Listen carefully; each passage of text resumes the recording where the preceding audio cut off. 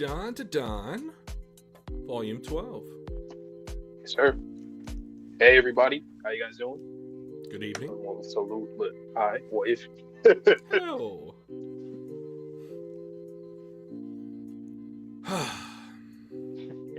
So how you guys doing? Me, not so great. But, you know, I'm hoping Dandadan can change that, which I'm sure it will. Dandadan I've been disappointed so far. Nope. It's getting better and better. Like, now I'm getting that feeling that I kept talking about. Like, are we in Dandadan yet? Are we in it yet? I'm feeling it now. With these last few volumes.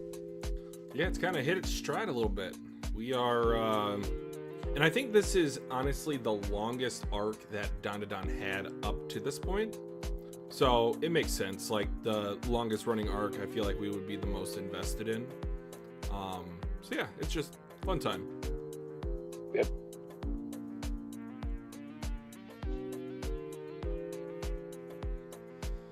So last volume. Last chapter, last volume. So Momo, Gigi, Okarun jealousy things. He's astral projecting. After that big fight, obviously he's incapacitated right now. Everybody else has healed. Now they're training, so they only have 3 days left. They had 5 days at first, but now they have 3 left to train for the next invasion from the aliens. While Okarun is out and about, well, literally he's out and about, but he's also knocked out, comatose. So, yeah, the gang got to get stronger. So far, Ira, she's kind of been leading the charge. I respect that. She has been the leader. She's been the leader. Yeah. But going back to the Gigi and Momo stuff, so Gigi, he's now using his chi to, I guess, give her some warmth for her ears so that she can't hear and earmuffs. Get interfered with all that. His power is earmuffs. That's the worst superhero power ever. I think he'll apply it in different ways. I know. Far, I'm just kind of joking. There's that. But yeah, we got Rokoru fanning out for Ludris. That was hilarious. Mr. Ludris. The Ludris. The Ludris. The all-knowing. He's known across the cosmos. He's never in one spot for too long. He'll show up 4 more times before the end of the series. But yeah, what I wanted to talk about was the Great Granny adventure. So the title of the stream, Dodoria and Turbo Granny are taking out something using the power of the god of that land in Hokkaido. So is she a secret agent? I think Vontae and I both think there's some government shenanigans going on, or she's at least being contracted to go kind of like a bounty hunter to either take out yokai or take out aliens, because the script that she put up, it did work against sumo wrestler Alien previously, but also worked versus Turbo Granny inside of her housing sector. So it's just to ward off evil spirits, whatever that means. I think it means both yokai and aliens. So that thing that she was taking out seemed to work with just the talisman. But now Okarun is here in astral projection form after a call was made. Literally, yeah, call was made. Yeah, somehow, some way. How does that work? Right. Another thing, the argument. So the argument chapter between Gigi and Momo, they're arguing about the situation. Momo's like, no, Vamola's an op. I don't want to hear any of that. I don't care what. I heard what I heard. They told me exactly what they told me. She's on their side. But Gigi was like, well, I mean, we don't know that for sure. They might be adversaries. And you got that information from a non-reputable source. Exactly.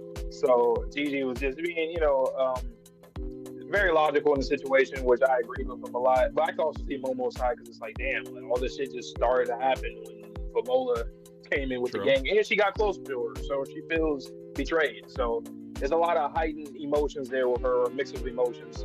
But we gotta see what we can do. We got 3 days, maybe 2-ish days, just about after this, or probably in this volume left, maybe already there. I think by the end of the volume, who knows? But yeah, Granny Adventure. I don't know what we're gonna get from that. We might learn some stuff. Don't know what we're gonna learn, but I'm excited nonetheless. All right, guys. So what we're gonna do, we're gonna dual react to chapters 101 and 102, which I believe are the last two of this volume. Is it 101? I thought it was 100 and 101. I'll double check before we get there, but we'll be dual reacting to 2 chapters tonight, as per usual, with Dandadan, since we get through these volumes pretty quickly. So Vante's going to start off the chapter reads today. I'm going to take off my mic and my headphones, but I will still be listening in and reading along. You'll just be getting his reaction to start. So, like the stream for us, just gets out to more Dandadan viewers. And with that being said, friend, take it away. Alrighty. You guys know the drill, man. Dandadan time. It is time. And also subscribe if you're a Dandadan fan, or a Haikyuu fan, or a live action fan, anime fan, all that. Just look at our channel if you see what you. I'm sure there's gonna be something that you guys will like there. So, but that being said, let's hop into this, man. Chapter 94 of Dandadan, titled "Please Tell Me How to Get Back Into My Body." Yes, we know who that is. Thank you very much. Now I no longer need. Now I no longer need to live in fear of evil spirits. I'm glad. All done. All done. Now let's go eat some crab. Is this all right? I mean, the building? By the way, Turbo Granny collecting the crabs in the background. That was hilarious. I got me some crabs. Some type of insurance will pay for it. It'll be fine. What type of insurance is that? Don't know. Prefectural citizen mutual aid, maybe? Enough about that. How did you get like this? You didn't get into a tussle with Reiko and Kashima, did you? No. You see, we got attacked by all these space aliens, and they were super tough. And in 3 days, they're going to launch a full-scale invasion of Earth, apparently. Oh, that's very Momo like. Forget the details. Please hurry back. No can do. I borrowed the power of the god of this region for this job. And how we need to spend the next 3 days visiting temples to give thanks. 3 days? You see, so that's another thing too. I noticed that they said, I think she already mentioned in the last chapter that it was 3 days. So I was trying to think of like, is that kind of like telling us, which we just learned in this chapter, that she can't leave her job, her task right now? Damn. Unless we try to find a way to move the aliens this way or something, that would be crazy. I wonder if we could do that. Cause no telling how far they are from where we're at right now. But we also did move with the house, so maybe we're a little closer. I don't know. The fate of the world is at stake. In 3 days, it could be too late. We have to visit the temples. Those are the rules. What are the others doing? They're all safe and sound, but this enemy is seriously powerful. I'm not sure we can beat them on our own, so could you please come back ASAP? I told you, we can't do it in time. Anyway, you better get back into your body ASAP. If you don't, you'll end up kicking the bucket. What? Look, that cord coming out of your butt's gotten thinner. If that snaps, you'll never get back into your body again.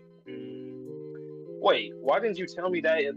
Why didn't you tell me that in the first place? How do I go back? Exactly how am I supposed to do that? Beats me. I've never had an out-of-body experience before. What? Are you kidding? So I'm just going to die like this? Nice. If you die, then my power's mine again. If the kid dies, your power dies with him. What? Don't you? How do you get back into? Don't you? How to get back into a body? Hurry up and tell him, or you'll be stuck as a cat forever. Fuckity fuck. Fine. Listen up, Four Eyes. Use that. Okay. Power line. Interesting. Is it like because of the electric shock or something? Kind of like resuscitate. I don't know. Okay, I'm just gonna keep reading. Get inside those telephone lines. How do I do that? I can't even get up there. You're in an astral body, aren't you? Float up. Oh, now just leap right into the wires. You already did it twice. That's how you got here, right? Okay, that's right. So I just want to know the science behind it. Like, I get that that's how he came here in the first place, but like, what's the science behind him getting sent to his own body? I guess it has to do with electricity in your soul or something. That's interesting. That's right. So do it like I did before. Boing. No dice. It repelled me somehow. No dice, my ass. Spirals. Be more aware of the spirals. Spirals, huh? The arrangement of the branches and leaves, the way seas are attached, a typhoon, the Milky Way, DNA, all creations on this world are made of spirals. Hey, I mean, yeah. Once again, too, with Tatsu, like a lot of these things that he introduces into his series is like something that I probably briefly seen other series or haven't seen it enough. And I just like the way that he applies just random. I'm just gonna call it random like things. Like I don't think I ever seen any other series talk about how the pattern or the spiral effect of nature and science, how that applies to like aside from like typhoons, like she's saying pretty much all this shit, but like not for like a power system thing. Spirals, yes, I see. So that's the ticket. Boinga, you idiot. What's the point of spinning around like that? 4 eyes, there's a current passing through those cables. That's true, but what does that have to do with spirals? The magnetic field. There's a spiral-shaped magnetic field going around the current. I see. If I come straight at it, the spiral magnetic field repels me. But if I don't go against the flow of the spiral and instead make use of it, boom. Whoa, I did it. Now do it the same way to get back into your body, moron. Yeah, it repelled me. You have to keep moving inside the cable. Otherwise, the spiraling magnet field will shoot you out. Listen, you know my power is the ability to run 100 kilometers per hour no matter the place. I'd be able to run inside the cables even without an astral body. Damn. Isn't 100 kilometers too slow for telephone lines? Get down here so I can murder your ass. I swear I'll do it this time. But before, when I came here, it only took a second, right? It's because you're an astral body, you have wit. And don't ever call me slow again. But 100 kilometers, shut the hell up. 4 eyes, just go back via the cables. I'll come back as soon as I can too. Understood. The power of spirals can be applied to anything. I don't know quite what's going on, but if you're in a hard fight, tell that to Momo and the others too. Okay? Spiral motions and movements have been incorporated into various sports and martial arts. Indeed. When facing off against an enemy stronger than yourself, remember the power of the spiral. Understood. I'll tell them. And you hurry too, Please, Miss Seiko. Seiko, what about the crab? Change of plans. We've got to hurry. Ah! Okay. Ira going crazy. Training. And Mr. Shrimp. Yeah. They going crazy. They training. Yep. I like this whole page right here, just showing their training. And then Momo and Gigi were training their chi chakra. Okay. The heart tri-beam, and then he's doing his little chakra thing. Ready, set, Momo. Tri-beam. Ooh, a combo attack. Okay. Nice. I like that. Okay. Hey, this is a solid chapter, man. A really solid chapter. I'm sure you remember what I told you about a certain sequence in our world. Do you remember what it's called? Certain sequence? You talking about like science thing? Yep. AC currents? Not quite, but maybe. Or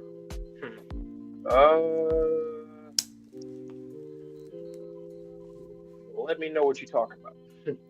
The Fibonacci sequence. Oh yeah. In all of life, spiraling shape, mathematical solution to the universe, God's equation, they've called it. So the fact that that's linked specifically to power in this universe, loved it. Yep. Man, I was geeking out so much behind the camera with this chapter.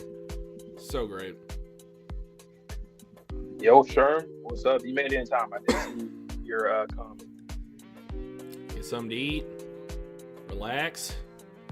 Man, that first chapter was interesting.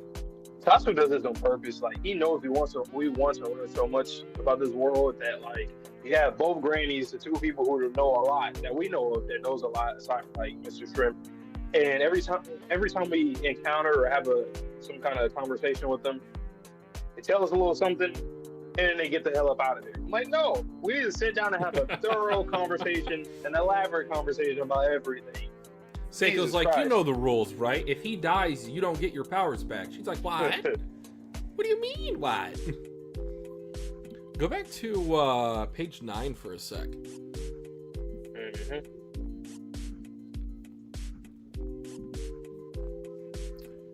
spirals all over the earth. Spirals. What do you make of that bottom panel?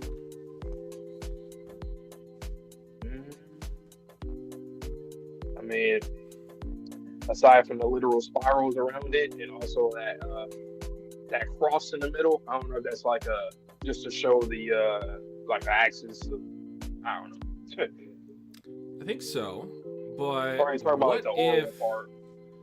Well, I might be showcasing my undead unluck brain rot, but what do you not notice in that panel? Stars. That we're thinking about. Okay, so yes. What if that is related to the promise that was broken? To where humanity took upon themselves the power of spirals when maybe other alien species were told not to do that.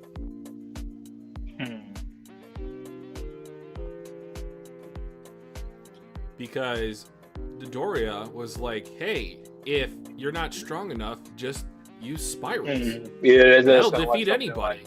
Yep, something up your sleeve that's like, we're really going to use this? Nah, that's not fair.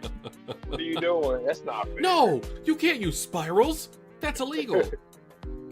According to Galaxy Federation Law, subsection B. That was really unique, though. I like that. Once again, this series is like, there's so much that these characters can learn from when it comes to fighting or anything, that and so early. I'll say relatively early in the manga, like we get these different concepts and even like at the end of the chapter, these combo attacks and stuff. It's like, what the hell? What are we? Do you also think that obviously there probably is, but what did you make of the admittance by Dodoria that she has to pray at these shrines because she used the power of the god of this region?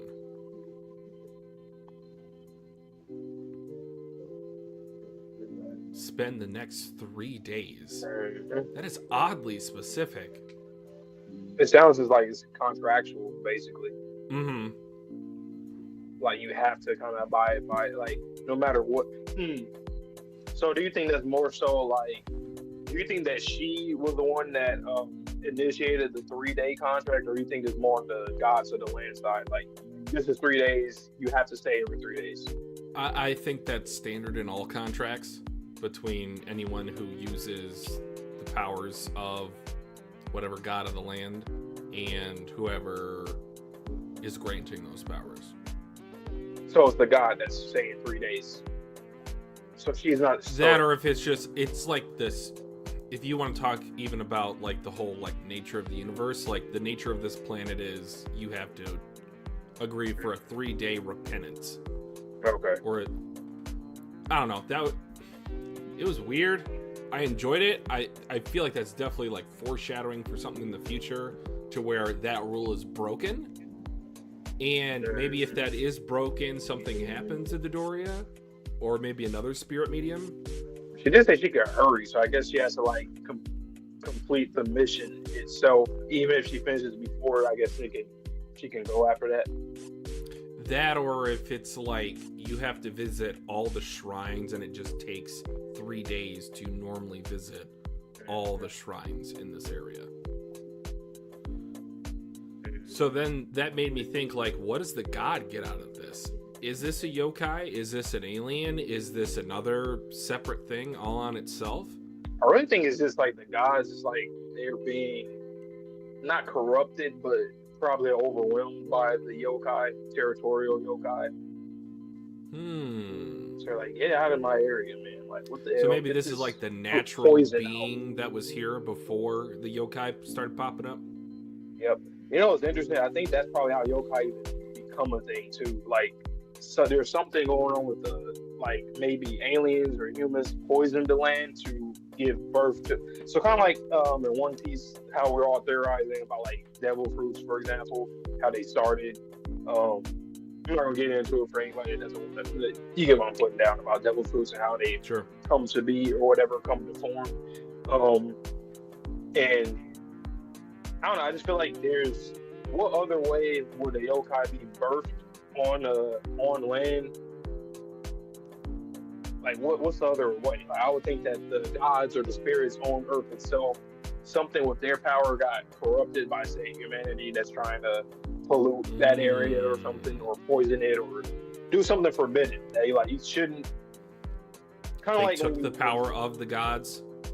Yeah, or like you desecrated or vandalized an area to make it like not. Or maybe even like primordial or medieval humans, they went against these contracts, and yokai are the resulting consequence. And all these rituals too that's been going on. So you got people like the Evil Eye, for example. They talk about the mountains. So maybe there's like a mountain god that like the power of the mountain spirit or whatever god deity essentially mixed in with all the rituals or like all the sacrifices, created this new entity, which we know is the yokai. Which makes sense because aliens are trying to get our organs for power source. So I think the same thing could have been done with the gods of the lands. Their power, not just the organs, but also like the energy source, the like energy. the spiritual aura per se. So yeah, this chapter opened more doors, which we already have a whole, mansion full of open doors, but that's all right. And like my prediction, so last thing I'm gonna say, I do think in some way either Turbo Granny and Seiko are gonna get there in time when the 3 days are up, because we also have to fight them in 3 days, or we're gonna somehow bring them to Seiko and Turbo Granny. I don't know how, but I think it's all the power of the spirals, man. It's all the powers of the spirals. And the whole current thing. The current thing, I think that's because she did tell him to tell them about the spirals too. So maybe they're gonna find a way to, I don't know. This will be my last point. Do you think that the Doria was sort of foreshadowing how she'd get there? Because she told Okarun, I've never astral projected before. Yeah. Do you think her and her astral projection form could help in some form? Yes. That would be pretty damn cool to see. Like, she's not even here physically, but might that be how we see actually Turbo Granny's like current form or like original form? If she like you're saying if she astral projects her body, her spirit, her body, or like her essence. I don't know. Wouldn't that be something? That would be cool as hell. Because I thought I saw before we started Dandadan that there was like an anime coloration of what Turbo Granny looked like before, she got old or whatever. I can't remember if that was like, am I gaslighting myself? Is this a Mandela effect, or I feel like was this? I don't know. You feel like you kind of saw that too? Yeah. Maybe. Was her hair like relatively? Yeah, I did. Yeah, it was like really like well kept. It was longer. It was like the same length that we saw her as a granny, but I feel like she kind of looked like the Dory of mine. Maybe it's a Mandela effect. I feel like I've seen that. I don't know, but I wasn't sure if that was like a fan art creation or if that was like act. So if you guys know, please let us know. But I'm almost positive I did see something like that before we started. Yeah. She looked good too, but anyway. On that note, all right, go ahead. Sorry to cut you off. All right, well, we're just skipping to it. Chapter 95, Day of the Decisive Battle, and then there's an alien with a not an X mark, but like a do not enter cross across it. Takakura, we'll be back later. And what I love about this second page is this meal has an entirely different tone to it than every other meal shown up until this point in the manga. So that inverse of the meal being the end cap reward we get at the end of arcs, now it feels like we're eating this meal, but it could be our last meal. Not to sound too dark. All right, dirtbags, you've had your meals. Yes. You've brushed your teeth. Yes. Leader, say something. Huh? Oh, right. The day is finally here. If you think about it, we've trained hard and long. And we're pretty tough now too, if you ask me. At first, we didn't work well together. That first day, wrap it up. Space aliens, your ass is grass. Take this, you assholes. We're gonna blow you away, damn it. I ain't mad. Let's see who's really the strongest. Everyone, time to go. Yeah! Take that. Get in quickly now. Lower it down, shrimp, damn it. Damn it, shrimp. Lower it down. Damn it. Damn it, shrimp. I don't recommend making me mad. Put your seatbelt on. Very well. Drive safely, damn it. If you drive crazy this time, I will seriously kill you. I think Gigi just gave it up. He's just laying on the floor. You know he's gonna end up, just all around the house. Exactly. So the house, car is moving off. That's a statement I never thought I'd make. They're inside, flying around. All right, it's like it never had. Oh no! Is he gonna go back and they're not gonna be there? He's on a timer himself. Huff, huff, yikes, huff, huff. I can't get back. There are too many phone lines. I can't get to Miss Isa's house. Wild. If only I could get someone to make a call from there. If somebody called, I could get back in a second. Plus, it's getting pretty hard to keep diving into the telephone lines. The spiraling magnetic fields shoot me out pretty quick. What should I do? Can't transform. I feel like I'm gonna be lost forever. You just see this house car coming through the background, similar to the shot with the crab from volume 1? Volume 2? I think I've gotten close enough, though. No choice. I'll just follow the path of the cord. Gigi, attach this to your ear. What is that? A Serpo device. A miniature communicator.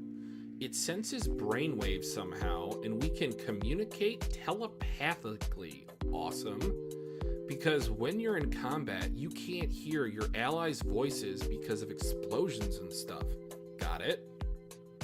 And they've literally got a 2D map that is 3D. A 2.5D map. Whoa!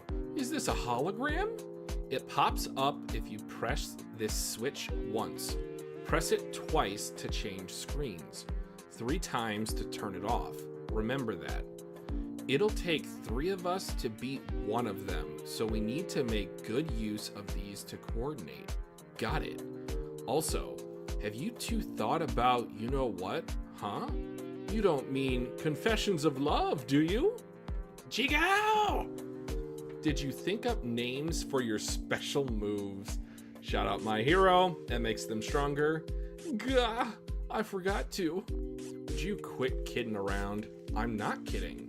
My grandma taught me this a long time ago. When you use the arcane power of words, you can make even more powerful attacks. The power of Nessie.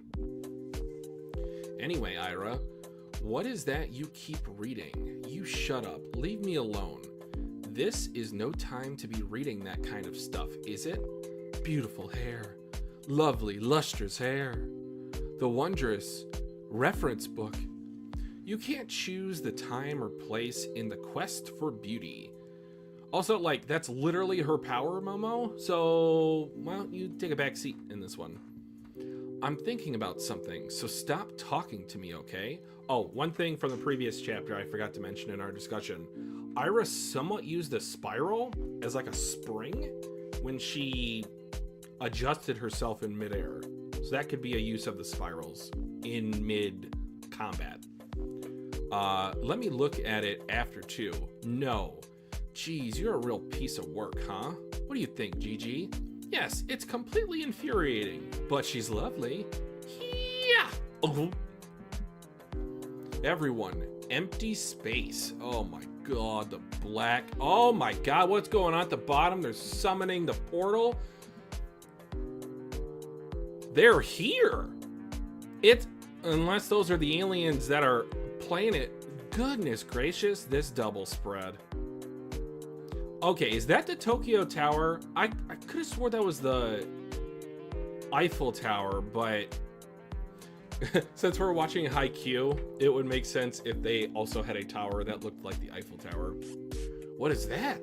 That was fast. The warp gate has already been opened. Look, UFOs. Small scale ones are already coming through. They got shot missiles at. All right, they're flying in the debris. The aliens are here.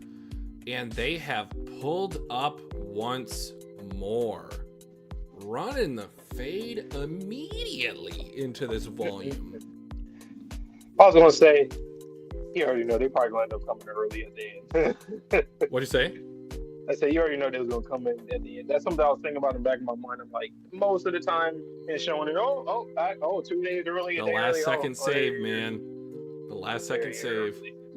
Well, gotta do what we gotta do. But I already know this is going to be insane because Okarun is going to make it back in time. And then Grannies, they might make it back. I think so.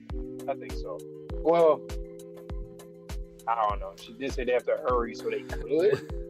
Astral projection. You know what? It is gonna be astral projection because, like, if she has to physically still be there on the land that she contractually, the region that she's in, I think she's definitely. Oh damn! Could that be how she goes out? No. What do you mean? Like now? Dodoria. Right here? No. Right here, right now? Nah. No? Too early still? Nah. Yeah, I think it's too early. I think it's way too early. Okay. I'll be disappointed in Tatsu if she died this early. Unless it could be a fake out. I will give him credit. He has not done like a traditional death fake out yet, which is fine. Authors don't need to do a fake out. That's not what I'm saying. But I give each author like one or two. I give him like two. All right. Older, you had like 17, 20, 29, 34. For the same character. Kinamashi died 4 times already. All right, but this is Dandadan, not One Piece. Skytree, yep. Okay. Dude, that double spread is incredible. It looks like Yggdrasil, but in reverse. All I know is that Ira, she about to put up some MJ numbers here.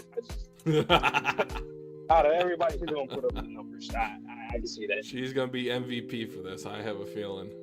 Mr. Shrimp, too, a little bit. Really everybody, but Ira, he's taking the lead. Okay. But pretty straightforward chapter. I mean, Okarun has to find his way back. It's not working. I would have thought that maybe Seiko would just call so that he can get there quicker. Call the phone.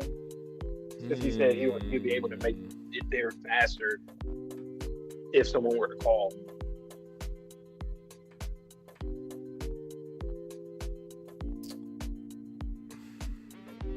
That's a good point. I mean, Turbo Granny was the one that answered the phone. So maybe she thought that her not giving that option to return would kill Okarun and she would get to go back to her body. But then when Dodoria said no, that'll actually make you stuck here forever, she's like, oh no! That's interesting too. The fact that we kept saying this, that like we thought in the long run that she would eventually just accept being in this body, but it's funny how she does. I don't know. Do you think she doesn't? She doesn't. Yeah, I'm about to say. You think it's like half and half, like she does and she doesn't? I think it's like that classic tsundere-esque thing. It's like, Baka, I don't like you. I don't like this body. I don't like being your friend, your mentor. Like, she literally had no reason to train them with the composer spirits. There was no reason for her to do that. Yeah. And she was giving them tips in it when she said, literally, if you die in there, you die for real. So there was no reason for her to give her tips. Maybe those reps goes back to her. Like, if Okarun gets stronger and stronger and she gets her powers back, maybe she can be stronger. I don't know. I'm just trying to think of, like, I can see it. Sherm, Ira, I'm fucking with it. Ira being the leader, I like that a lot. She been saying it comes with a lot of responsibility, but you know what? She showed out. She was, I would argue, the MVP of last fight. I mean, she saved Gigi. Yep. And she's been talking like she's the leader in the MC. So when the MC is gone, or one of the MCs are gone, she said, I gotta step up. Holding it down. POP, holding it down. But just Reiko being in the background is just terrifying, because like all of these things are going to coincide at some point, I feel like. And that was my point. Oh, God. What do you think it's going to take for her to accept that there are aliens? Honestly, you're talking about Seiko, right? Honestly, I think she's just bullshitting. Or she's doing a very technical mindset of like, oh, nothing is an alien. The whole universe she's is our telling home. herself that they don't exist. Yeah, because there's no way she genuinely thinks that. That'd be such a nothing burger gag. Like, we don't get anything out of that. The reason why I brought that up is because on one hand, she says, I don't believe in aliens. She said that for 94 chapters now. But she also told Turbo Granny, we need to hurry. You wouldn't hurry unless you believed Okarun when he said the world's going to end in 3 days because of the aliens. Yeah, I think she believes in them, but she probably has some very roundabout terminology or just mindset Twisted about it. Yeah. Or the worst thing, right? We were talking about before about how, like, if she doesn't say it out loud, they can't hurt her. Yeah. Which maybe could be a thing, especially since she's a medium and she works with like I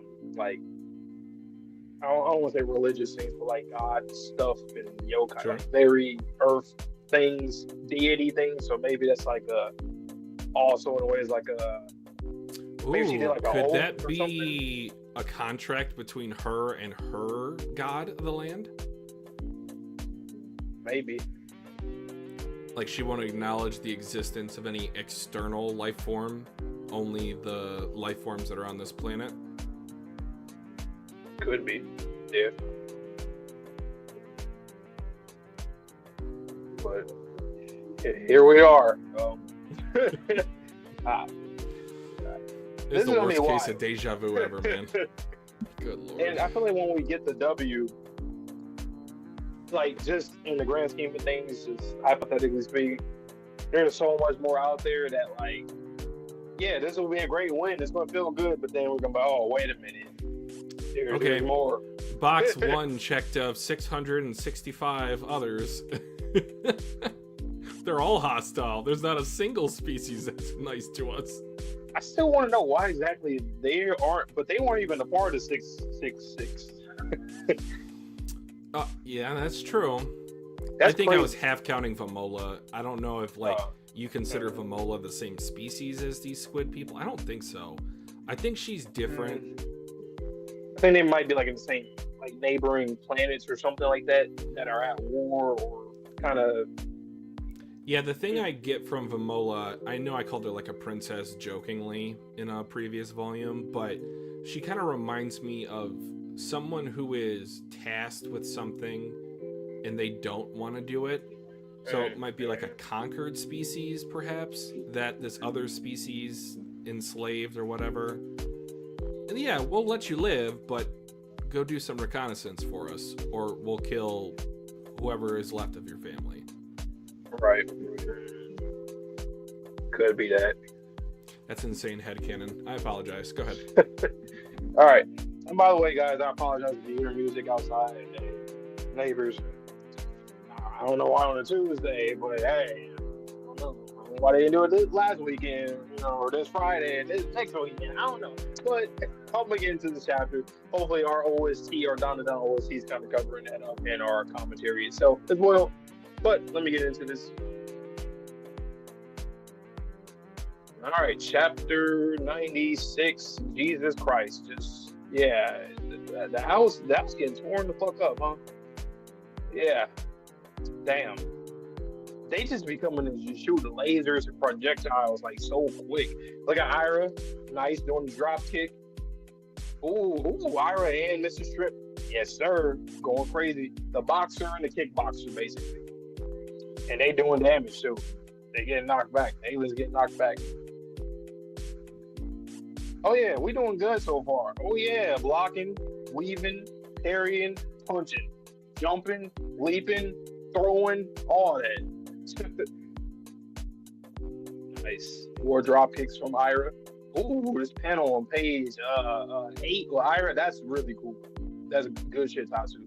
How she's drawn on the page, like she's going from like the top panel to the bottom like that with her feet in her hands. Momo, you go on ahead. There are more and more spaceship looking things coming through over there. How can I go on already? There are tons of enemies everywhere, and it takes 3 of us to beat one of them. We can't afford to lose a person.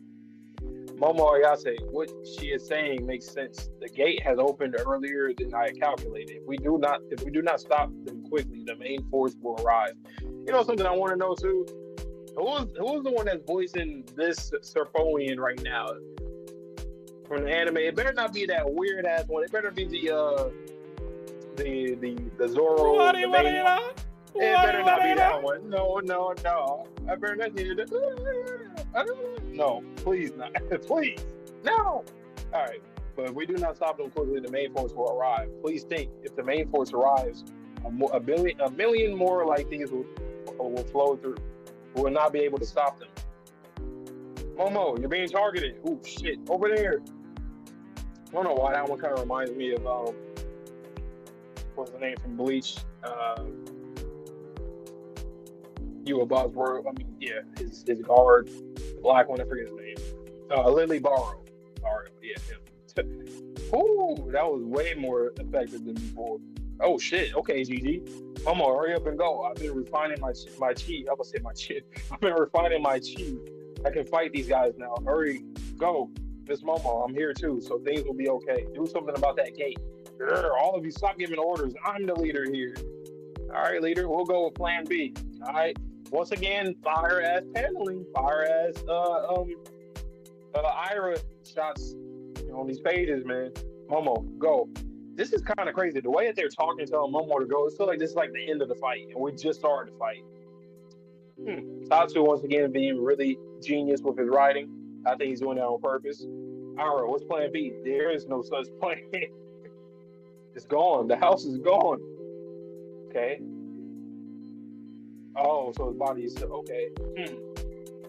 So here he is, right there with his body, just like the telephone noise. Okay, he's back in his body.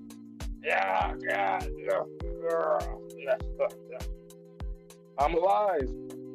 Yeah, whole body's in agony. Gravity's so heavy. I wanted to catch up with Miss Ayase and the others, but there's no way. I can't move from my body like this. And where did they even go? And then he has food. They left it. Oh, so they left him some food. That's some curry. Nice. Love ya. Oh yeah. When he comes back, it's gonna be crazy. I'm in too much pain. Can barely move. I'm sorry. I just can't. Ooh. Transform as he bites down. Yes, sir. Love that. Love to see that. That was so fire. That's a great chapter. So, I think the reason why Sherm reacted to that Dandadan meme I sent is because it is a edited panel of this note that we were going to read today. This is a pretty well-known panel. I actually saw this on Twitter like a little while back, like a month or so ago. So I sent that knowing that it was going to show up eventually. I just didn't know it'd be tonight. So just a little bit of irony in that regard. Oh, okay. I don't think I've seen that. I just sent it to you today. No, I didn't look at it today. You didn't look at that? Oh, okay. So. No, I didn't see it. No. It was an edited panel. I've been busy today. I haven't seen Okay. Fair enough. I've been all over the place. That's why I was saying before the stream. Both you and me, we're both just out of it today. I've been in like purgatory myself. I've been astral projecting out of my body. I've been on Seiko mode right now. Come back in 3 days. Oh man. Good stuff though. Some Ira panels though. Bruh, she's the leader. And like her pose in there, what page was that? That was page, you know the one I'm talking about. 12. Yeah, that is raw.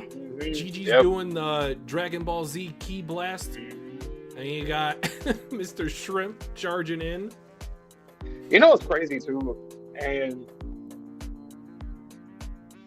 it's this shonen series is getting into that, like when it comes to the power system, it's getting into that realm where it's like you can't predict many things. That's one thing. And two, Tatsu does things in a very different way. Like off rip, the evil eye situation, like that's still a thing in the background. Like evil eye, theoretically speaking, it could probably take all these out. But like he's like, no, I got this contract with Okarun. I got this deal with him. I can't do that. Oh, like I like stuff like that. Like you forget about it, and then once it comes up again, you go, oh yeah, right, that right there, and then yeah, it's just I don't know. It's just cool to see it. No, plus in this series we need stuff like that because when all hope seems lost, we're gonna need a lot of trick up the sleeve type of situations. And even the choreography on pages 6 and 7, I've often thought about like a string of maybe say like a shoelace or something, and then you like pull it at one edge. It makes whatever is at the end of it, normally your fingers move in one way, and that's how she saved Mr. Shrimp. And then she kicks him, and there's like the impact, like that alien's got a concussion now. Like that was such a fire fight choreography. Man, I need a crossover with Undead and Dandadan. Just do a crossover episode or something. I need to see some stuff. I need to see some combos. I need to see some stuff. Imagine a Momo aura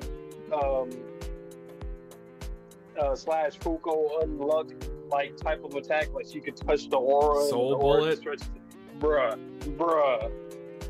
And then she like literally curves the bullet. Okarun and Top just doing some crazy speed bullets. You want to talk about the invincible dual lariat? They could do the dual kick through an alien's head. Ira and then Rip with the Blade Runner just doing crazy kick attacks. Man, man, we need that. That's the brother and sister series right here. Those are. All right, I guess we can go to the next chapter though. Man, Okarun is ready to come back to the fray. I'm feeling it, Mr. Krabs. I'm feeling it. All right, chapter 97. What to do about the name. All right, so super secret special move. Oh, Praying Mantis is going up against Mr. Mantis or Mr. Shrimp. All right, cuts him a little bit on the head. It's going like, oh, he's getting cut up. Car comes in. Oh my God, Ira, like MVP. I wonder if there's like a limit to the strength of her hair, because if she's picking up cars, those things weigh like thousands of pounds. I don't think there is a limit. You're too far forward. Get back. Boom, boom, boom, boom. More missiles coming out. That guy, irritating son of a... Oh, she got captured by this guy. All right, firing the laser beam. Who's gonna save her?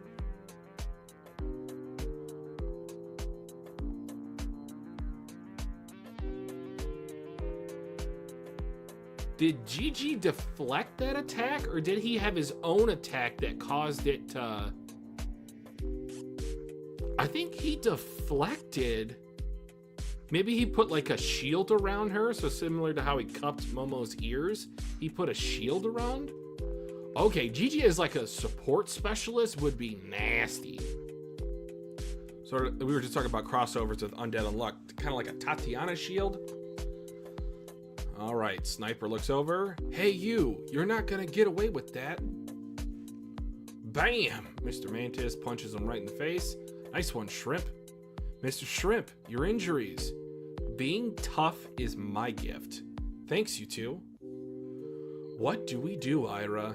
It's taking everything we've got to fend off their attacks. For now, we must endure it. When an opening presents itself, we pile on all at once. We just need one. If we can beat one of them, we've got a chance of victory. Understood, leader. We will endure it. Both of you, follow me. In Joji, the honorable missiles and the sniper change their line of fire. Yes, sir! Shrimp, don't let that honorable mantis come over here. We can't withstand his blades. On it. As for you... Oh, she's got all the different arms constrained with her hair strands. Enunciate. You seem to be short of hands. Wraps him up. Nice one, Ira. Deal with him first. Ugh. And that thing comes up, grabs her. That. Is this the gravity one?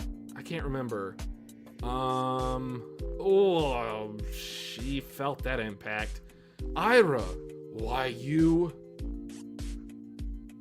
All right, so he put a dent in this thing's shield or aura. I'm not gonna use aura, it'll get confusing. Dent in this thing's shield.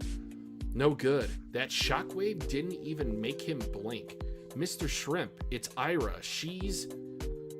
GG, man. Time to power up. Oh, this is such an MC panel. Too weak to do anything. Page 14. His comrades getting taken out. When all hope is lost, Midoriya Shonen. Go beyond. Did you think up names for your special move? There's still something I can do. Kame? No, it has to be a word of power from deeper within me.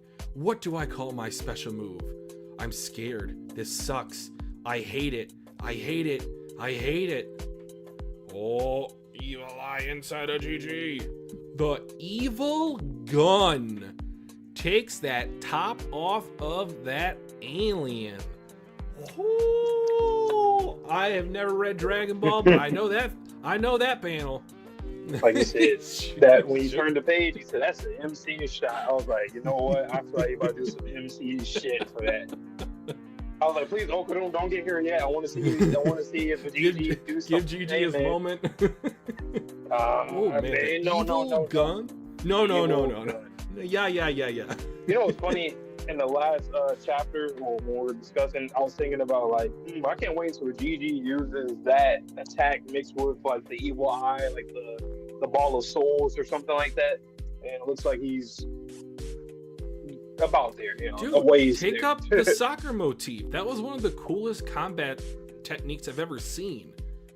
Put like a little aura ball. Crazy. Dude, he'd like goal shot.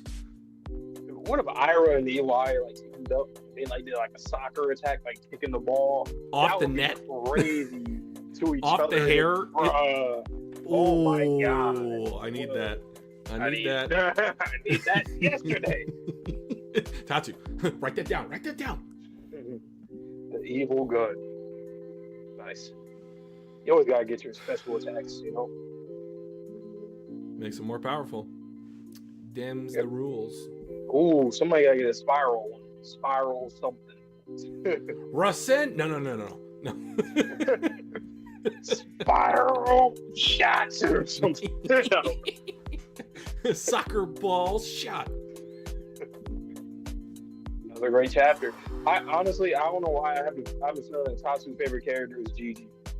When he draws him, just favorite. Writes him. I mean, I can see it. He plays really safe with his character. Like he's never done anything that was like off-putting, bad, strange, negative. Like he's always been good. He's never annoyed me. He's never done anything like careless, reckless. Like I think the thing that I love about Gigi so much is he is genuine, and with teenagers, a lot of times you don't get that genuine nature. Like, they hide a lot of their feelings, and adults do too, but teenagers specifically at that point in their life, they don't want to show emotion. They don't want to show off what's going on inside. And he hasn't exactly communicated all of his feelings outward, but he's working towards it. Even like that confession to Momo, he just said, I needed to get that off my heart. I needed to say that out loud. She didn't hear me this time, but it's like working up the courage to where I can see the trajectory for his character. It is just going to the moon. Power levels, emotional wise, like intelligence, like comedy. He's one of the funniest characters in the whole series. Yeah, I think he's the S tier. Like, he gives me the vibe of like Sean from Undead Unluck, but like not as cowardly. Yeah, not as timid. Not as timid. Yeah, he's I don't know. Gigi just, what is there to hate about him? You literally just have to be playing devil's advocate, just be a contrarian, just to, there's nothing about his character. There's nothing about his character that is bad. The only thing that I would say it wasn't a mistake, it's showing that it's not a mistake, is him with the evil eye. I mean, then again, I don't want to be fucking exercised. So I don't blame him for that. I was gonna say there's a child. Have you lost your mind? I'll help you find it. Shout out to The Office. To hate him, all you need to be is a shiver. Yeah. Yep. So literally, he ain't do nothing but breathe. God forbid he loves who you love. God forbid you love who you love. Shout out to Shinzo. All right, enjoy the next one. Alrighty.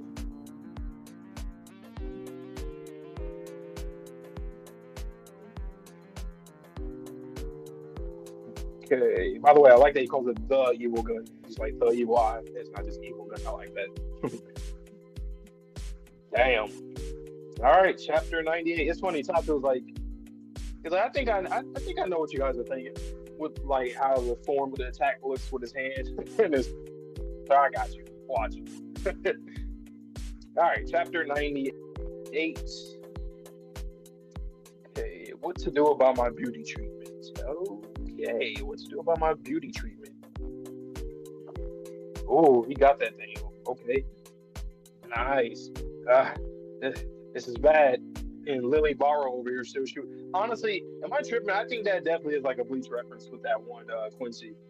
Like, I don't know, something like the gun and him in the air, his transformation in Bleach just reminds me of this alien you. All right, they're going Doc Ock. Coming back, grabs Gigi. He's coming in for an attack. Oh shit, damn. He grabbed. Oh, no, I know that hurt like shit, man. I don't know if this hoodie says Fun Fun. Good night, Fun Fun? I gotta get back into it. Yeah! Your energy is dangerous. I will absorb all of it until you are an empty husk. Oh my gosh, so we got energy absorption. It looks like he's getting it. You see the veins in his arms and shit. Oh my god. Wait, somebody hit him in his head, or did like his energy overwhelm him? Why is his head bleeding? It's not stopping. It keeps coming. There's no end to this dangerous energy. Oh yeah. It's probably because that evil eye, huh? I can't release it. My fingers, I can't absorb any more than this. I'm going to overheat. I've been constantly refining it. My chi. If you want it, I've got plenty. Oh, more with the MC energy. I don't know why this reminded me of that. The first Hulk. Well, not first Hulk movie, but the one, the one in 2003. When he beat Absorption Man, he literally just gave all the energy to him and he could not take it. He got overwhelmed. And then he died. Oh, god damn. Yeah. GG's. Ira, I beat one of them. And they're still shooting lasers. You can do it, Gigi. Shoot. What is that? What is that? It's not. I don't know why I was thinking HunterxHunter. I don't think that's that. Let me know down below, guys. Shoot. Evil gun. Beam struggle. That's very Dragon Ball like. What is he? He was hiding his power. We must crush him or we'll be in trouble. Beep, beep. Oh, truck. Okay, truck kun came in Dandadan. Let's go. Yeah, let's go. Yep. Got him off his. Well, he's already kind of off his feet, but you get my point. That was Ira. She threw that truck once again, like you said, to it. She could just pick up tons of weight. What is her limit? You're wasting your time. My suit provides perfect offense and defense. You will never beat me. Ooh, okay. She's doing some kind of like a spiral, right? I've been slacking off recently on the honorable maintenance of my hair, and with the addition of that vibrating shithead before, my hair seems to have become completely drained of moisture. Ooh, nice. What? Hair that's dehydrated doesn't conduct electricity. Try to remember that shit for brains barf bag. God damn. They're doing their goddamn thing here. Wow. An attack of that strength will not break the suit's armory. In that case, stop trying to run away. Ira, look out. And Joji. Oh shit. The projectile. Both of them. So lasers and the rockets coming in. Oh, and Ira, did she get... Yeah, she got grazed a bit around her body. But the GG kind of deflected a little bit. Yo, these chapters, I know that's probably killing you guys week to week. This is really good, like on a binge. It's like I'm watching anime or something. I would be so upset if I had to wait a whole week to get the next one. Right. And like one of these chapters coming out on a Monday, there might be adults that have to go to work, and it's like you have to wait until you get home from work to read these chapters. Like, man, yo, GG eventually. Crazy. You know, I didn't think he was going crazy. I didn't think GG. I thought he was gonna be like the weakest link the weakest link. Yeah. Yeah, and right now he's shit, man. He's boy going crazy. But Ira, obviously, shout out to her. She's been killing it the last few volumes in general. She's even using science. She's the leader. Dehydrated hair doesn't conduct electricity, bruh. What is in the education system over in Japan? Right. Yeah,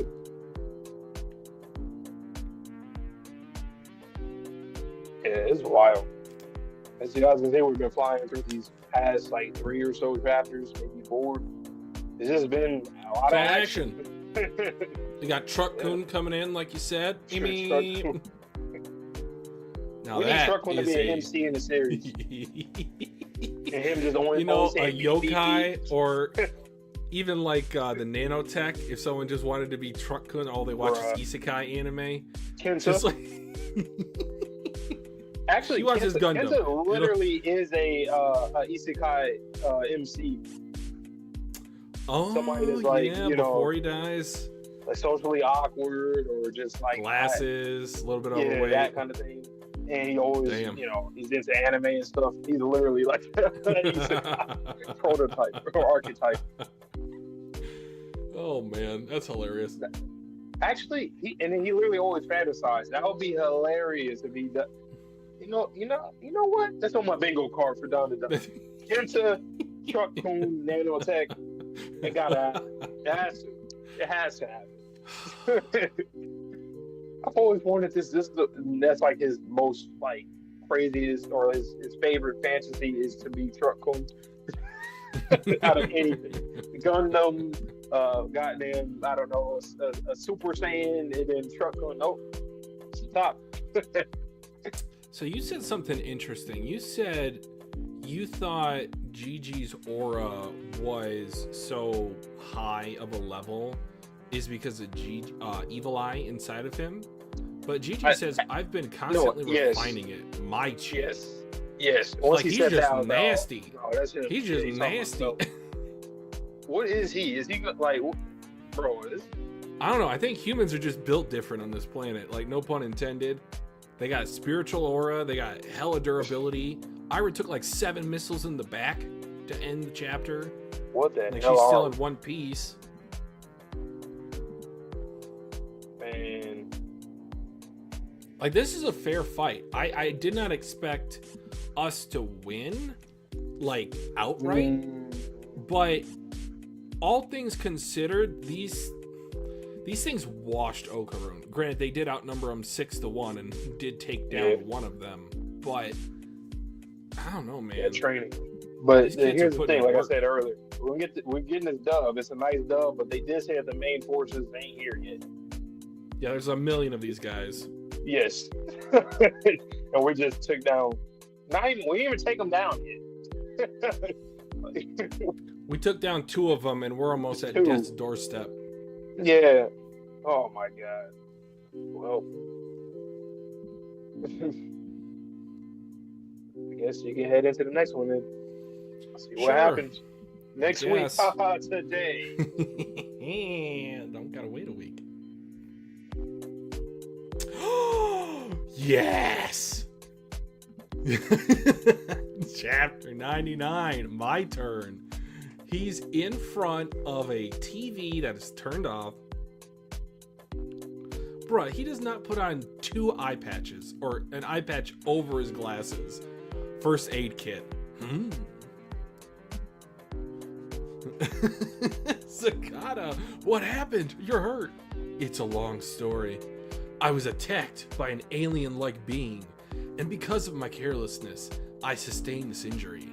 I'll spare you the gory details. They weren't that big of a deal, so I just took care of them myself.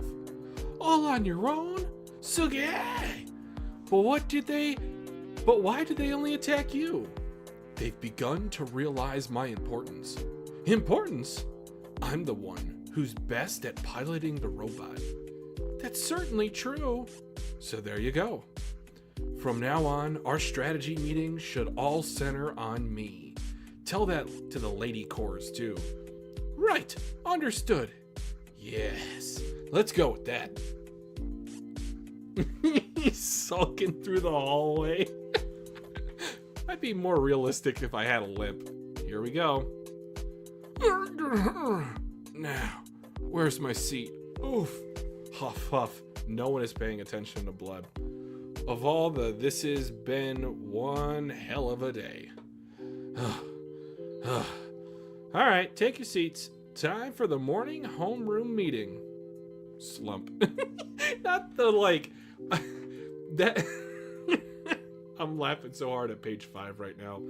There's like this meme that I've seen to where whenever your chin sticks out further than your nose, it's like a sign of developmental stunted development. I think. I could be wrong with that, but there's just like either a physical or genetic disease that is associated with that, and his chin almost being out where his nose is. This side panel shot, it is sending me. Both Takakura and Vamola are out again today. Miss Ayase and that Lothario aren't here either. I don't know that reference. Young Miss Shiratori is also absent. Lothario? Nope, don't know that one. He's sitting in the same bench, or at least the same perspective as Okarun was. How dare you sit where he sat? He sat! Alright, here are your tests back. 32 out of 100? God damn. That is terrible. But that does look like it's calculus. It could be algebra. Yeah, it's algebra. Interesting. It's like it's half translated, it's half not. I'm kind of surprised that in math they are using the English dictionary of letters. I know that I'll keep moving through the chapter, guys. I know you don't care about that. 63 out of 100. 30 out of 100. Over here. Pass. Here. Come on, move forward. That side's hopeless. Over here. Bro, what is with this lineup? The kid on Kinta's right cannot be a high schooler. I refuse to believe it. They're not going to get anywhere. They've got poor defense on the right wing. You really know your stuff when it comes to soccer, huh, Cicada? Stop, you'll embarrass me. It's just common sense. Hey, Cicada, get in there. Sub in for Gingaman. Gigin. Is he dreaming this whole thing? That guy is speaking gibberish. You can do it, Cicada. My knees are giving me trouble today, but what can you do? Cicada, here it comes. Ugh. Kick it. Forward. Forward. Whoa, swing and a miss. Cicada, what the hell are you doing? Hey, Cicada. Here's a new ball. Hurry, hurry. Hey, over there. Cicada, you're off. Swap with Marita. Welcome back. Shit. Guess I couldn't perform since I carried that bomb with my knee. Go, go, go. Marita's really kicking butt. That's surprising. Shit. If only my knee was in peak condition. Oh no, that boy's in my class. Whoa, really? Does it matter though? Guess not. He is a social pariah. And this is quite sad if you think about it from a non-comedy perspective. That was where he had peaked in life, and then immediately he was cast aside. So imagine, I don't know, let's just say, for example, you hit the game-winning shot in basketball, you were the water boy the entire year, and then they just never let you play in a minute again, ever. Like, that's it. I say that because he's thinking back to the fight with Vamola. He ended up at their house, kind of walking past. It's gone. Miss Ayase's house. I mean, my great Kinta. I see. So they're all out there defending the Earth's peace and harmony again. That's why they were all absent from school. Yet again, it would seem that my talents were not required. Is that a business card? Please come help us. Tokyo Tower. Oh, this is the note for Dodoria. He thinks it's for him. Okay. No bicycles around. I need some kind of vehicle. Oh, that's right. The Torii Gate is, in fact, nanotech. He is going to come in like Akira on the bike. I called that. Yes! Hang on, everyone. I'm on my way, and I'm coming to help. Bruh, Kenta. One of my favorites. A chapter solely on his perspective. That note was not for him. You think that note was for him? Among you, there is a... Oh yeah, I didn't know that either. With the when you're looking at the test, it seems like they use the same Arabic number system that we use. Makes sense. I think it does derive from India, so they probably use it too. I didn't know that. I just thought it was interesting. I haven't really paid attention to algebra in manga, but it was a cool little detail. Great Kenta chapter. This is his best chapter.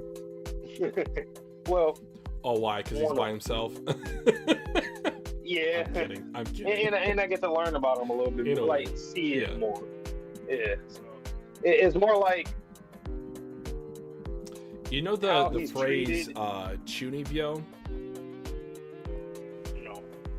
So it's kind of like someone who is edgy for the sake of being edgy, kind of like emo in the States.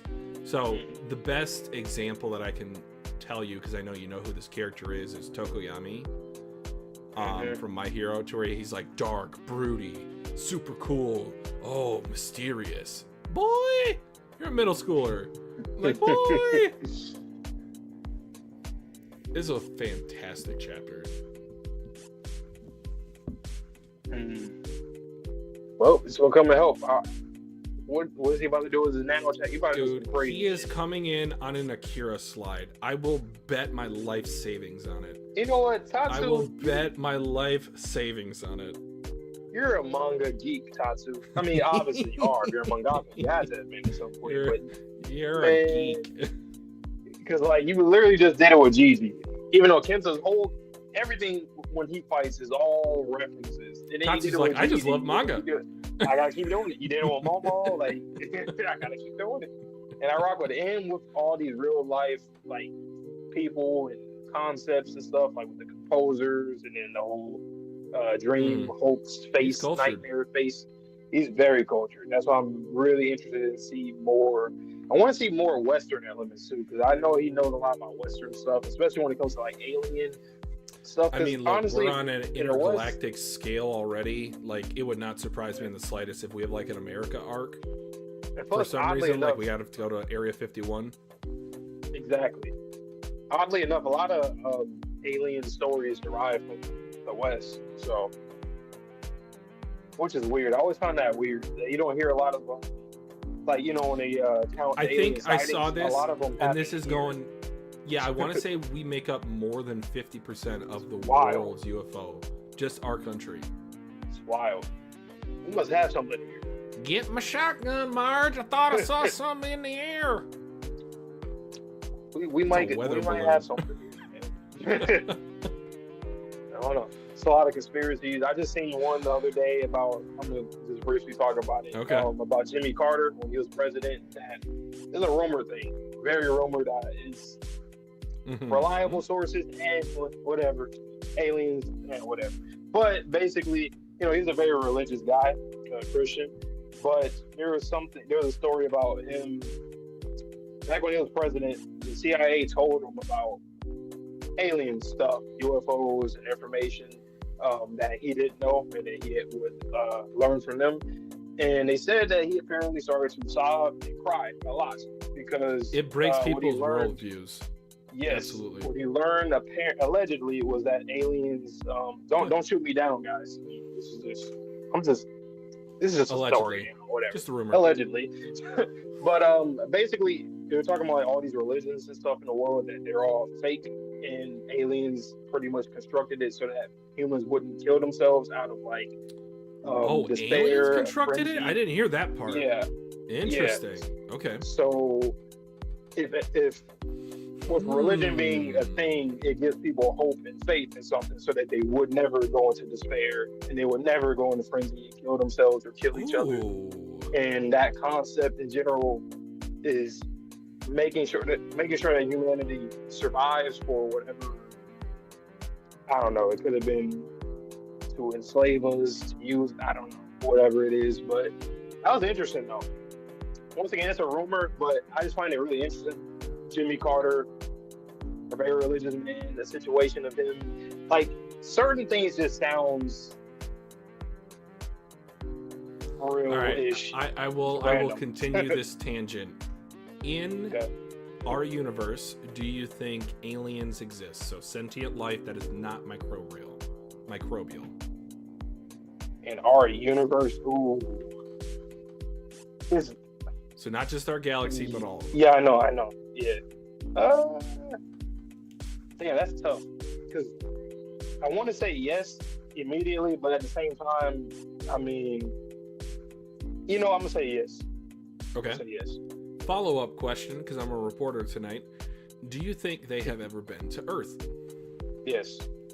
Okay. Many My times. answer is the first one, yes. Second one, I don't know. I think it might be more so like government cover-ups. So one of my favorite series of all time is X-Files, and one thing that I absolutely loved about this is every season they would alternate with showing the viewer information in terms of leading them to believe aliens exist or it's a government cover-up. So they would keep going back and forth every season. So once you finish another season, you'd be like, well, it could be either or. Yeah. I don't know. Like, I know rumors are rumors, and they tell people not to believe in rumors, which is, yes.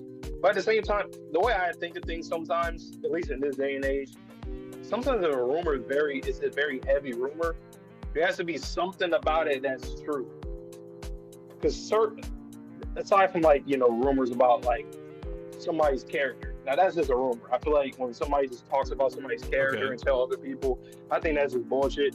But when it's something that's like a conspiracy or something grand that's like just been a thing for a long time, like for example, the Nessie, like it's certain things like that. I'm not saying exactly that, but things like that. I'm like, well, Mythos. yes, there can be hoaxes and things like that, but just the fact that so many people have talked about, or like UFO sightings. Like, I mean, could it be a hoax? Yeah, but I would like to believe, and this is me being an optimist, I would like to believe that there are people who saw things as they saw it, and it wasn't just some bullshit that they brought up. Because, come on, like, what's the point of even lying about shit like that? Like, really? Just for a little attention? You live in a small town that nobody knows about. And nobody cares. humans are fickle creatures. Like you said, if Jimmy Carter heard information about aliens being real and that caused his whole worldview to break, he started sobbing. You can make a grown man sob by just telling him some words out loud. Also, like to connect this, I know this just randomly just veered back on track. The power of words. Like, you can manifest something just by speaking. And I love that's a core concept of this series, to where rumors are indeed like the backbone of aliens. Like, because as of now, as far as the general public knows, there is no answer as to whether intelligent form exists in our universe and or if we've ever contacted them. So to bring it back full circle to Dandadan, words have power, and like conspiracies are just giving fuel to that idea that they are indeed real. Yeah, sure. I think most people can agree with that. That's like just not coming into contact with each other because it's so vast that no telling how. Like, what are the odds, right, of us, of what we are now? The odds are probably like. Well, and there's also the dark forest theory. I know that we talked about that. Yep. But for a quick little TLDR for people who don't know, dark forest theory, it equates the universe to being a forest, and there are multiple hunters in that dark forest, but they don't want to make a sound. They don't want to be known. Otherwise, it would be taken out by other hunters. So the theory goes in terms of notice me, senpai. Signals, radio, robots.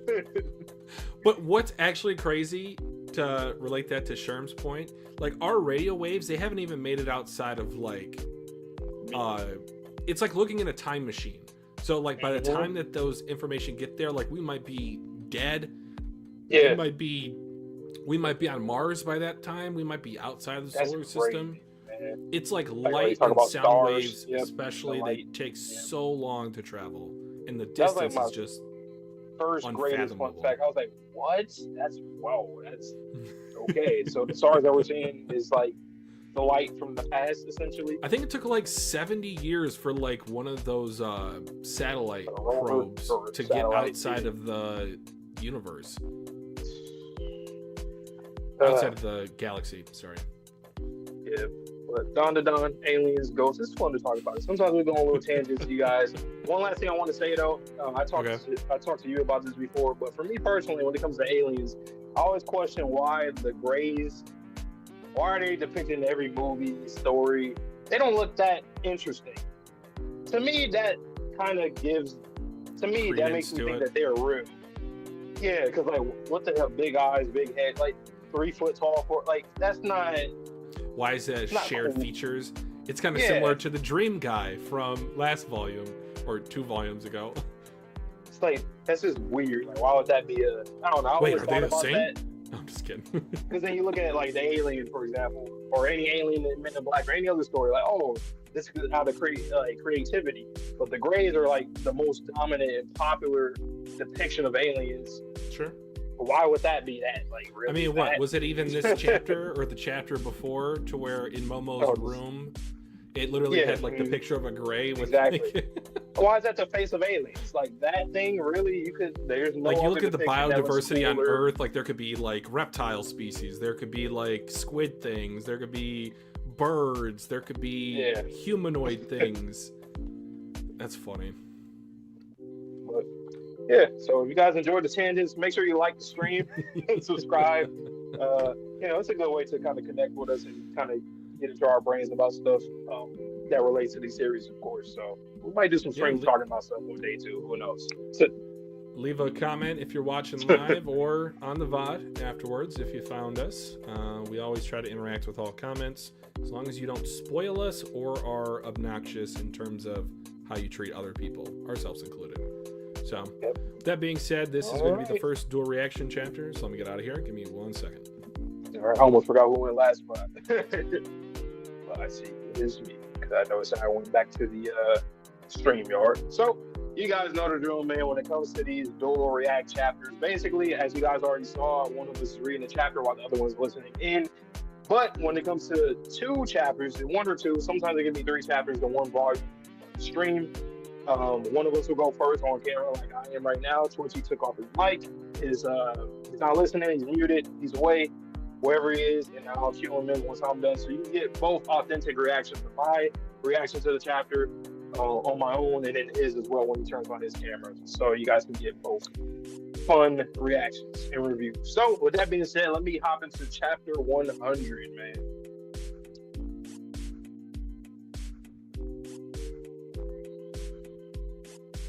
Okay. I think that tangent worked out cool because the last few chapters went by kind of quick, so it's good on time. You know what I'm saying? It's pretty good.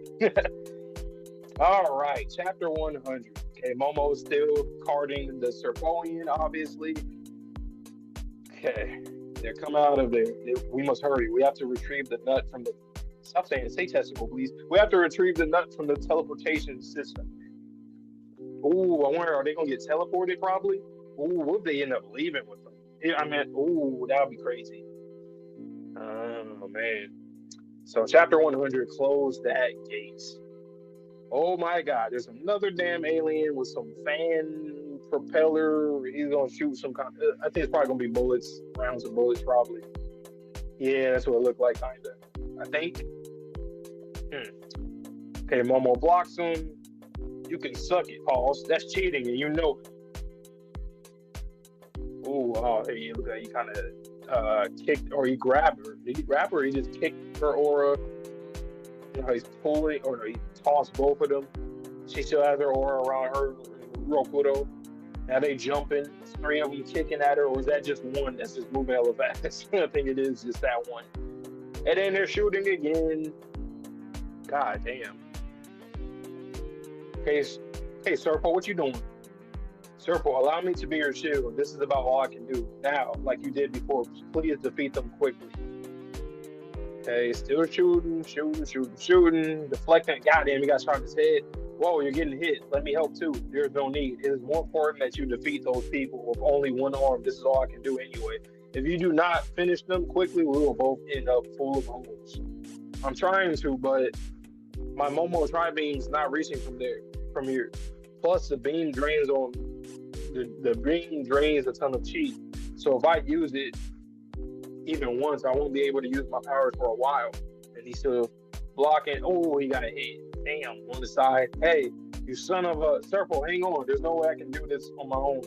Damn it, Serpo. Oh, Vamola. Yeah, I was about to say, when is Vamola coming back? Fire. And with a double spread, too. That's a great family to come back from. Nice. Vamola. It is good for her because she was, pissed off at her. She thought she was betraying and all that. Hopefully this is not, I don't think it is. I don't think it's like some kind of cover up just to throw us off or whatever. I think she's genuinely trying to help, so that's good. He's shocked. They're like, wait a minute, what the? Use this. Okay, they got some kind of weapon gadget on her that's electrocuting her. God, what the? Her invisibility's not working. Okay, oh, they strapped her down, stopped her, and then they reached into the mountain trying to get her. Yep, they got her. Danger, Kaiju.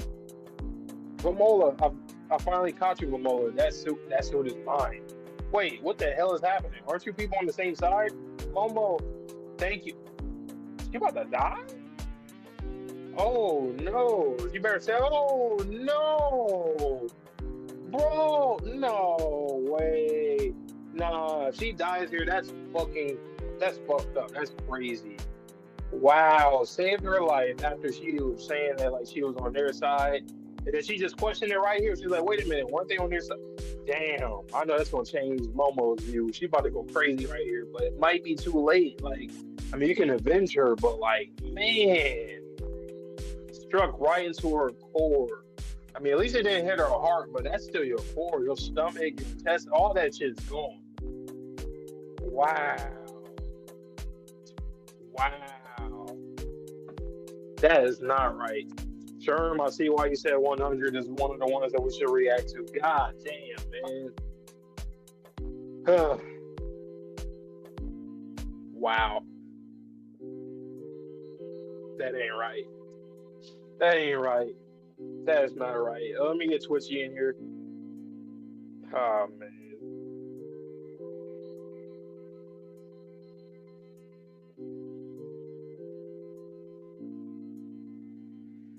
I'm gonna send an emoji too to just. Let's see, which one should I send?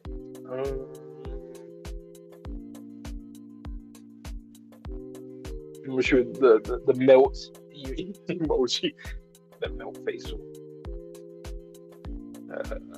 Man. Well, there it is.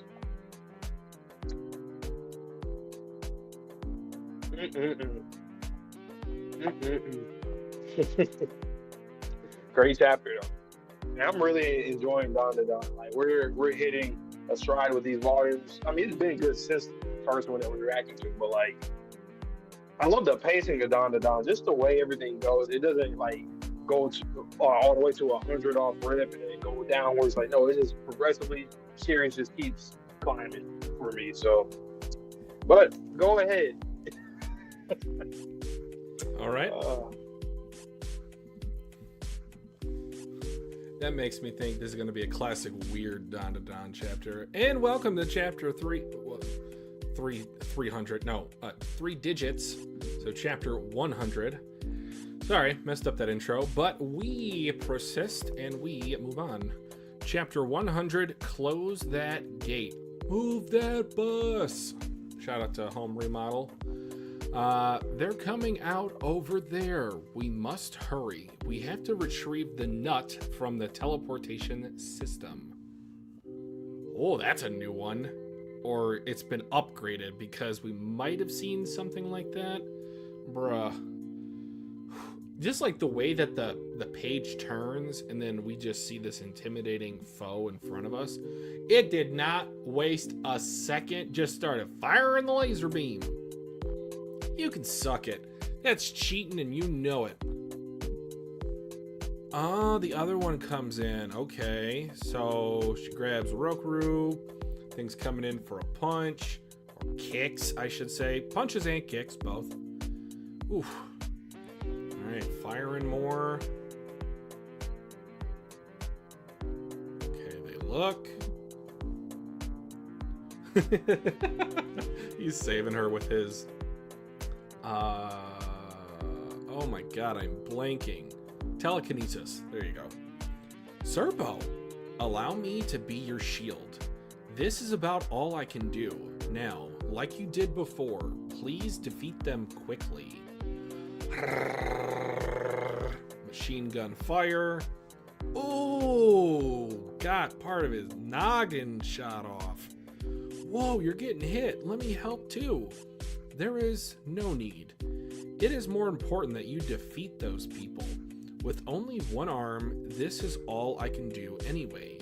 If you do not finish them quickly, we will both end up full of holes. I'm trying to, but my Moe tri-beam's not reaching from here. Plus, the beam drains a ton of chi. Okay, so finally a drawback. Granted, Gigi did have what seemed like an overabundance of it, so maybe that will diversify our characters here in terms of the strength, where Momo's more, let's just say, adaptive with the way that she uses her spiritual energy, whereas Gigi's a bit more concentrated. He just has more of it, just maybe not as much technique in terms of formulating the hands. Obviously, he's more so just firing off the energy in a straight line. So if I use it even once, I won't be able to use my powers for a while. Okay, like you are definitely Okarun's woman. Hey! Oh, he is getting shot up. You son of a... Serpo, hang on. There's no way I can do this on my own. Damn it.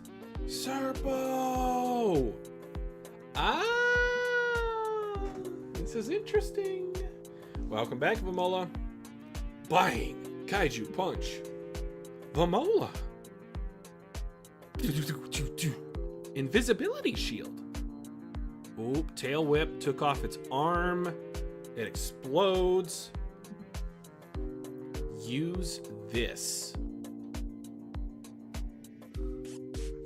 Alright, it's like a stun gun. Gah, what the? Her invisibility's not working. It's also a capture device too. That is OP. She's shrinking down. I don't understand her suit. What is that thing doing? It put its hand in there? Danger Kaiju.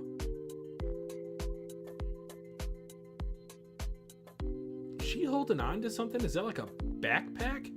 Is that the backpack that Momo bought her? Vamola. I finally caught you, Vamola. That suit is mine. Wait, what the hell is happening? Aren't you people on the same side? Momo, thank you. This thing is crushing her skull. Oh my god, pull out the Moe Moe beam. Oh, God! Stab right through the sternum. Yeah, that's definitely the backpack Momo bought her. That's not right. Momo, Right. thank you. After she was like, wait, aren't you guys on the same side? That's the classic. That's the classic like death scene. I know that Vamola survives because I've seen her in other panels. I mean, I hope she survives. Spoiler but, alert. Did you really like you talked to me about yes my and no. Midoriya idea? I don't know. Yes and no. I don't know, but that ain't right. Aren't you on the same side? Oh, see, that's gonna change your whole perspective now, Momo. Is it? I will mention. Ooh. I love that these aliens are not taking the time for Talk No Jutsu to work. They are just like going for the kill immediately. Like, no talking about this. We're not gonna be kumbaya friends. Like, I'm just firing as soon as I see you. You know what this makes me think is gonna happen? I think the next time, whatever that next time is, that we befriend an alien, Momo's gonna trust them. And they shouldn't. Yep. Because now she's like, damn, I should have. Like, wow, like this girl could end up dying because I just didn't, you know? So now Well, question, do you like, think that they will encounter another alien species in I this think so. regard? Okay. Yeah, at some point. Well, sorry, let me clarify. Do you think they'll meet another alien species with a broken translator? Oh. I feel like that road has already been traveled enough with Vamola. Nah, even if it's somebody that can understand what they're saying, I think same thing might end up happening. Or Just like, a bit more concealed in their objectives. Yeah. So they could have been sent here to, you know, espionage type of situation or undercover in general. And then, yeah. Because this right here is crazy. It's like, imagine this. Imagine somebody that was actually genuine to you, like like being for real, being honest with you. And then you think, oh no, you're obviously on the other side. You're obviously working with them. And then you see that the person that you claim that they're working with has them by the head and just stabs them through the sternum. Then it's like, oh shit. And then she tells me, thank you, Momo. Put a smile on her face. That is chilling. This That's next chapter both about to go like crazy. tears and sweat. Momo's about to go crazy. Put the Like, moe wild. all over their faces. Yes. Man, that ain't right. But I also, do you think we have a healer? Or do you think Vamola's going to go through the Kofun burial mound and we'll see her in maybe like 50 chapters? Like, how do you think she's getting healed? Either we do the Kofun burial mound transmission system, or Moe depression. I cannot, Sherm. That's when I first started reading the chapter, I was thinking like, oh, are they going to accidentally on purpose get on the ship? Because they said that, oh, they're going to like pretty much get away with Okarun's testicle. So are they going to try to use that to save her? And maybe she knows, or she will be able to somehow communicate with them. Like, it's okay. Maybe You the take me suit to has this place. healing properties. Maybe. If the right core is put inside of it, because the alien specifically wants that suit. I mean, sure, it could be the invisibility, it could be the gigantification. It's got a lot of attributes to it. Or it could have healing attributes. Damn. Now, that really is crazy. Kind of off topic, but it's kind of crazy the fact that we're so durable. Like, remember we were talking about Momo in episode 2. Like, how the hell are you getting pummeled into a wall? And we kept saying, you're an alien. And now we're saying all of them is getting pummeled and just getting back up, dusting himself off. Like, what? That's wild. Damn. Well, that's the thing, though. So, I mean, at least that's an established thing and not something that we find out later on. Like, oh, really? This whole time you just ragdoll. It doesn't feel like an ass pull, and I do appreciate that.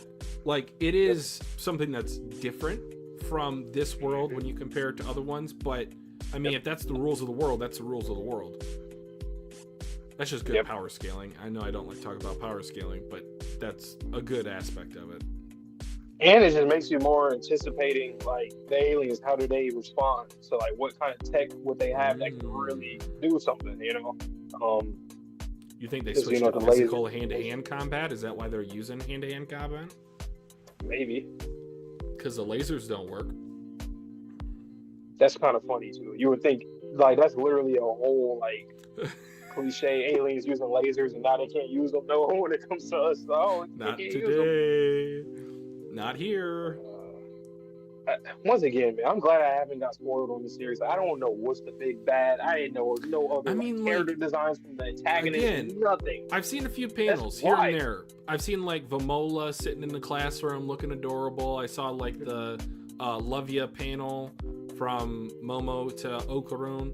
But like honestly, I have been very fortunate with this series. I've not, again, like you said, no like major plotline stuff, no like major villain stuff. I don't even know if they have one at this point. I mean, it's entirely possible. We're 100 chapters. Crazy though. Like usually for every series I go into, I at least like seen somebody. I've seen a name. I have no names. I have no designs I can think of. All I know is what we got, pretty much. Besides, like I said, 2 panels. One I don't remember. The other one I don't remember everybody. Just like half. That's I true. Guess. Maybe it was all of them. I still don't know. But it was regardless, all a dream. Shout out Tatsu, man. And shout out to you for getting into this next chapter. All right, good segue, guys. So we are going to reverse the order. So now I am going to react to chapter 101. Vontae is going to take off his mic, take off his camera. After I have a quick discussion with you guys, then I'm going to bring him back in for his own blind reaction. Sorry, I apologize in advance. Normally we do a poll for this. I ran out of time, and especially with this being a Tuesday live stream for following a Sunday live stream, didn't have time. So with that being said, that's enough depression out of the way, hopefully. And let's get the get back, Momo. So chapter 101, Vamola. Ooh, slings her off to the side. Momo catches her, thankfully. Ooh, and that's like such an MC, like holding an injured damsel. What the hell? Seriously, damn it. What did you think you were doing? Aren't you supposed to be our enemy? Serpo, you're alive? I am your shield. Momo Ayase, she is an enemy. Hurry up and defeat this person. Shut the hell up. Now isn't the time. I need to use my power to close the wound and stop the bleeding. Hey Vamola, Don't you dare die on me. I promise that next time I really will listen to what you're trying to say. I promise I won't get angry anymore, so please don't die on me. Stay with me. She's gonna get the memories. Oh my god, this is the greatest dual reaction chapter. I'm so excited to turn this page. Give me a double spread. Yeah. Oh no, not a double spread. I was getting excited. All right, so no new memories. Interesting. I would have thought that we gotten at least one, unless there's something there down the bottom. It kind of looks like her suit. Bottom right of page 7, that is. No, I think that's probably her suit. Ira. Beep. Gigi. Beep. Mr. Shrimp. Rokuro. Okarun. Beep, beep, beep.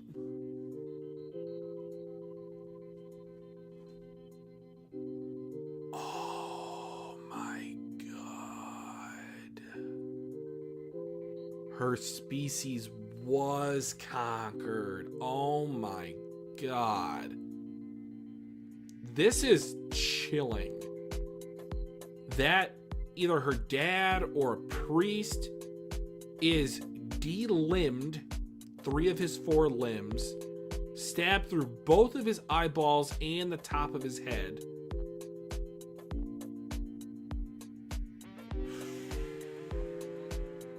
This panel makes me sick.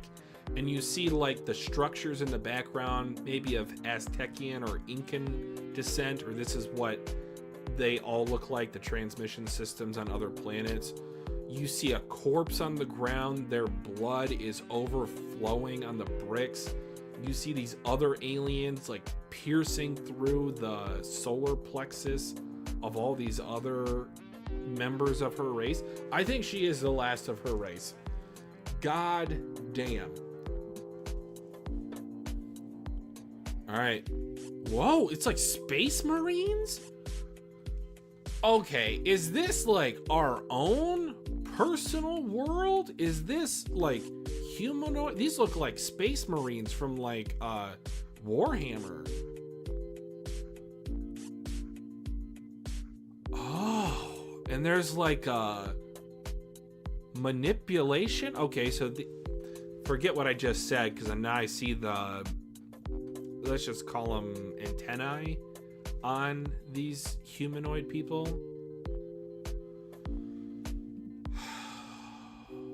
And it's the same armada. This double spread, a floating pyramid. Oh, what is that thing on the bottom? Gross. They're all going. This is like a Kal-El situation from Superman. She's gonna be on like this this pod sent out into the universe to get away from this conquering species. Oh my god, she's a war orphan. And this also reminds me of like Skypiea. The way that they have like something off the top of their head, the way that they're dressed in like tunics. She's just crying over a dead body. Soldier picks her up, runs away to a cave.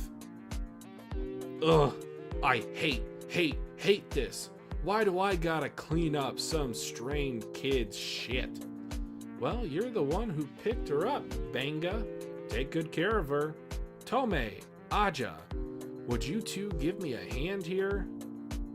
I've seen my fair share of battlefields, and this kid may end up being the very last child. It's the men who are to blame for this, going off and getting themselves killed so fast like that, and now only us grannies are left. We'll circle back to that later.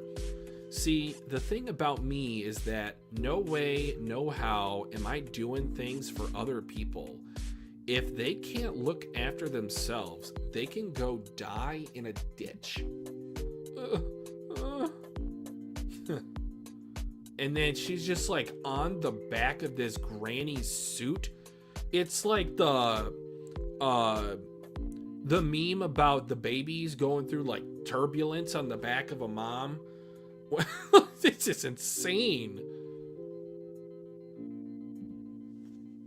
All right, she's getting kind of familiar and very affectionate with this granny, teaching her how to wash clothes, maybe fire or like a gemstone, using it for cooking, teaching her arithmetic.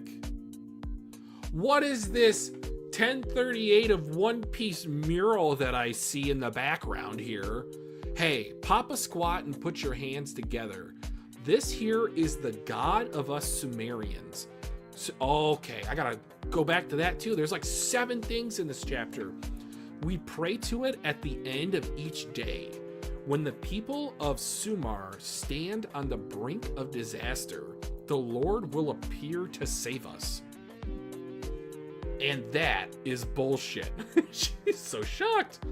Traditions are scary things, you know? Didn't even notice it happening, but now I can't help but feel sick if I don't pray like this. But I don't believe in it for a second. It's all a pack of lies. Those people said war wouldn't happen in our day and age, so they went and made the government all small, and we ended up getting invaded by enemy aliens. Same goes for men. They like to talk big, but when there's a crisis, where are they? Same with God. So I look after my own damn self.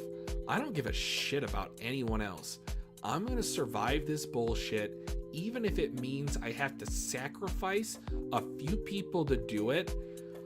Dude, the upside down pyramid on this thing, it's like they're hunting ancient Egyptians. We got a bird thing in the background. What the actual fuck? This might be my favorite chapter of the series.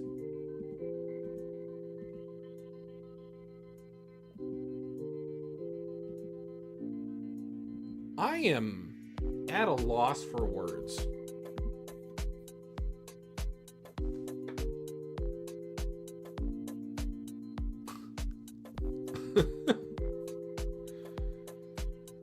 All right, but let me go back and talk about a few things that I said I would circle back to.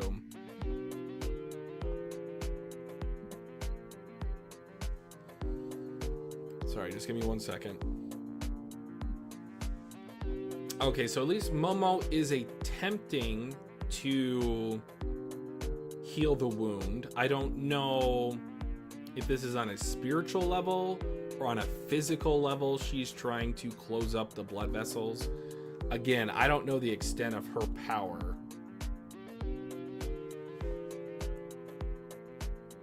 I think the communication to all of them.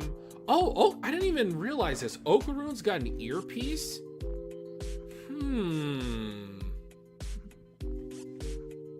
And it makes it seem like they are all seeing these memories.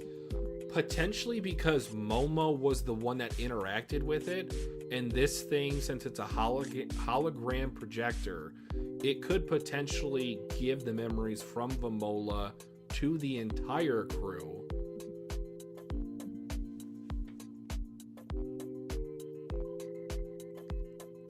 God, these alien designs, they are... How would I even describe them? It's like they're rudimentary, but also advanced. There's something ancient about them, but there's also this theory that the ancient Egyptians specifically, and I'll talk about another race of people a little bit later, but this particular designs of these robots or these alien suits, they remind me of the theory that ancient Egyptians, they had such a level of technology back in their time that we even today, so again, much like One Piece and Dr. Vegapunk, we are not even approaching the levels of technology that they had. The level of precision that they made for the pyramids of Egypt is almost like mechanical. It would seem, especially even after these thousands of years, almost nigh impossible for that to happen without some external source. And I love that Tatsu is introducing this concept. It might be loosely here, but introducing like ancient civilizations having this level of technology that came from space and not necessarily from the humans themselves. This also continues along the line of Mr. Shrimp saying he was hired as a gig worker for international conflict. This seems like a conquering species, so if we're able to take them out or stop this invasion, this could be huge for the galaxy. And then you make the reference to Invincible about the coalition of planets. Guys, I'm now getting to pages 12 and 13. This might be the longest solo reaction I've done on the channel.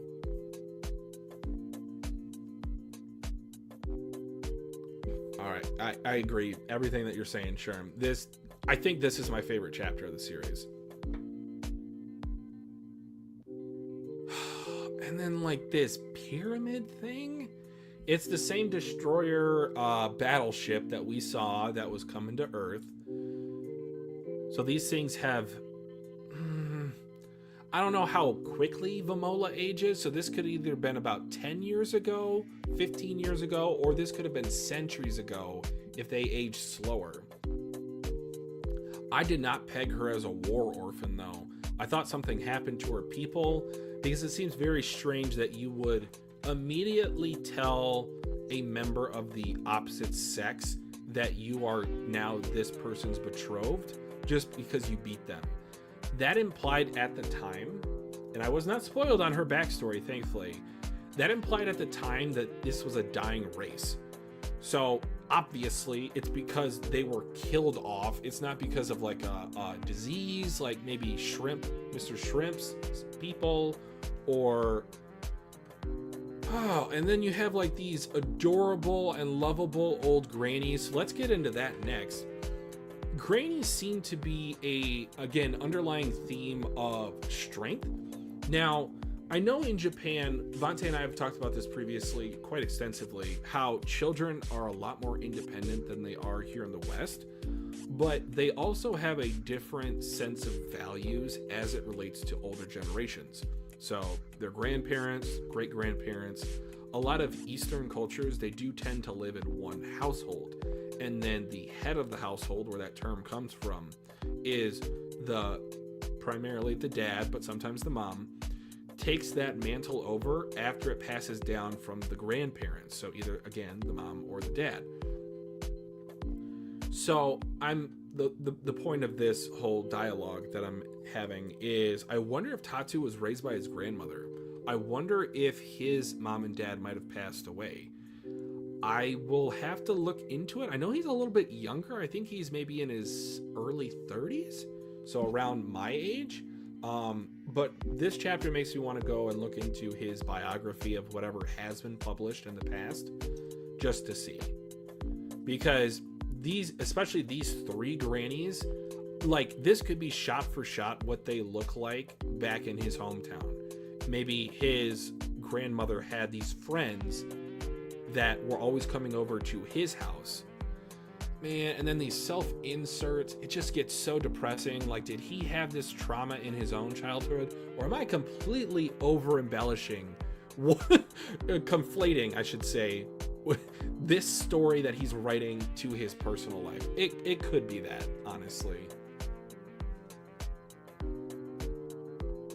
And she's just like the most adorable thing in that little suit on the back of this warrior that's fighting for survival, like a guerrilla warfare. She showed her the ropes. And then the mural. Like, this is crazy. I feel like Oda had to take inspiration from this in some form or fashion, because this woman is like Saul is to Robin. And I know that Frankie was the one that saw the mural, but talk about gods. And then let's then talk about Sumerians. So Sumerians is a real life race of people here on planet Earth, or I don't know if race is the right word, a collection of people, kind of like the ancient Egyptians are considered, the ancient Romans, the Greeks. The Sumerians were a race of people, and I want to say it was around like Turkey / the Middle East. They were, I think, one of the first and oldest species of advanced civilizations. I think they might even have been the first, now that I think about it. I'll look it up while Vante's doing his reaction, but oh my goodness. This could also be a tie-in to Vamola's people being a race of people from the Earth that went out into the cosmos, maybe developed the antennae because they had some sort of mutation while out in space, developed their whole culture around this robot suit that she wears. And now these aliens that's probably the reason why they invaded in the first place. This thing is ancient. And then we go back to Turbo Granny saying this is based on human karma, is the power source, or akin to human karma. I'm sorry, I'm so excited. I'm like slurring my words here. There could be so many layers to this. Oh my God. And even like the classic comedy, like, and this whole thing is bullshit, but I still pray anyway, because this is what I've been doing for all these years. And then it leaves it up to the kid. Does the kid continue on with the mythos, or does the kid take their own path? So somehow, some way, Vamola was able to obtain the suit and then make it to Earth. So she was like a scouting party, but my brain, it's like that alien from a chapter or two ago. It's just, I got a hole in it. Fucking hell, guys.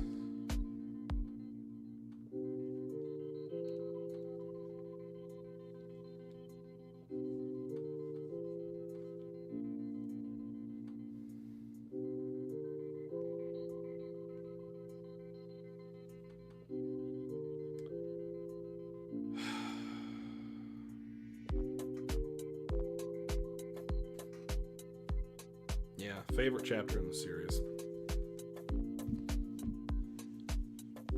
It's going to take a lot for this to be outdone.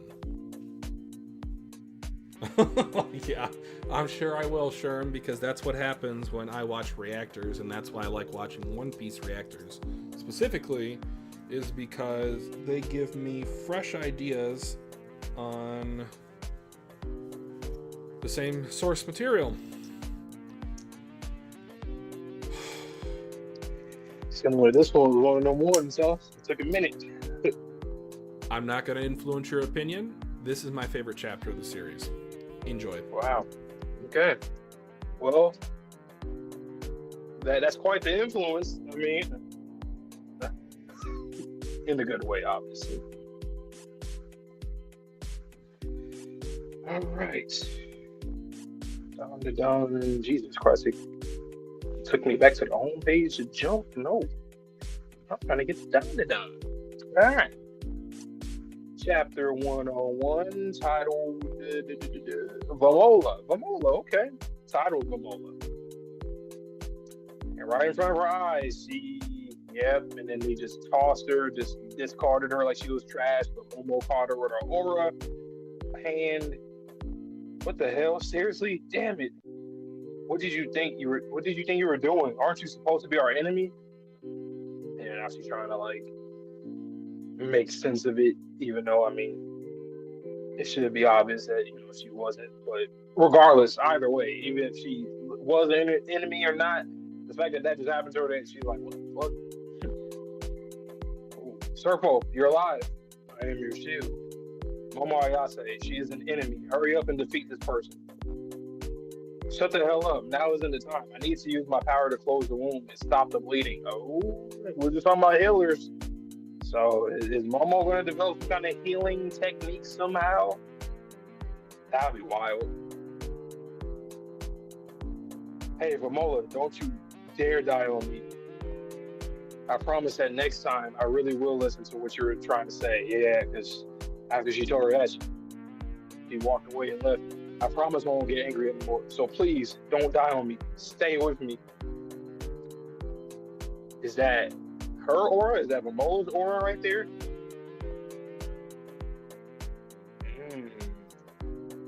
It is. Is she like, is that like memories or something? Okay. Ira down. She wakes up. Gigi down. Looks like he's waking up. Okay, Mr. Shrimp and Rokudo and Okarun, are they all experiencing the same thing?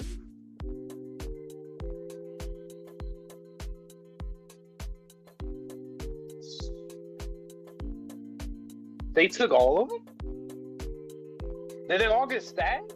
Impaled? Or is this like a different place or something? What the? No. Maybe it is. Wait.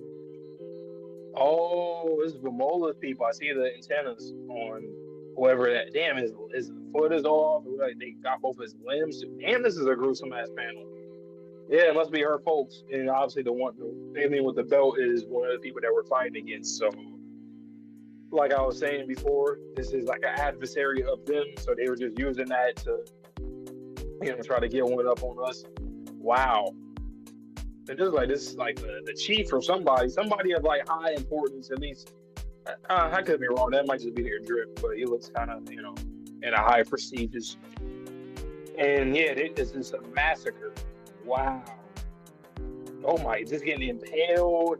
And then their brains just get, what? Okay, the next pages, 12 and 13 is double spread. Okay, yeah, they just completely, wow.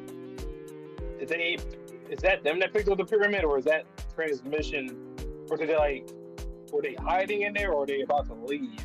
Even if they are trying to leave, it looks like he's getting shot at, though. Oh, a child Vamola crying. Oh my God, all the people were dying. I can hear this thing. I can hear it in the anime. I can hear it. I can hear the voice acting. So somebody saved her and ran away. Okay. Wow. I hate it. I hate this. Why do I gotta clean up some strange kid's shit? So this is like some survivors.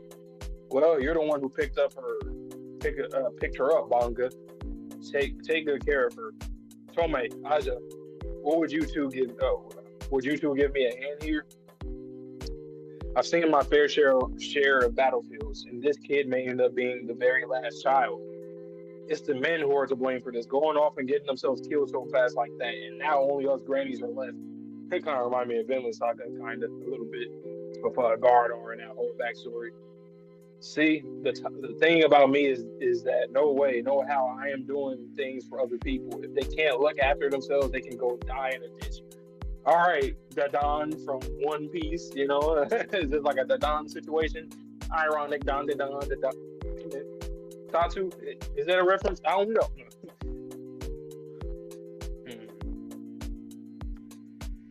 Or was that before? Okay, I was like, or is this just another more war going on?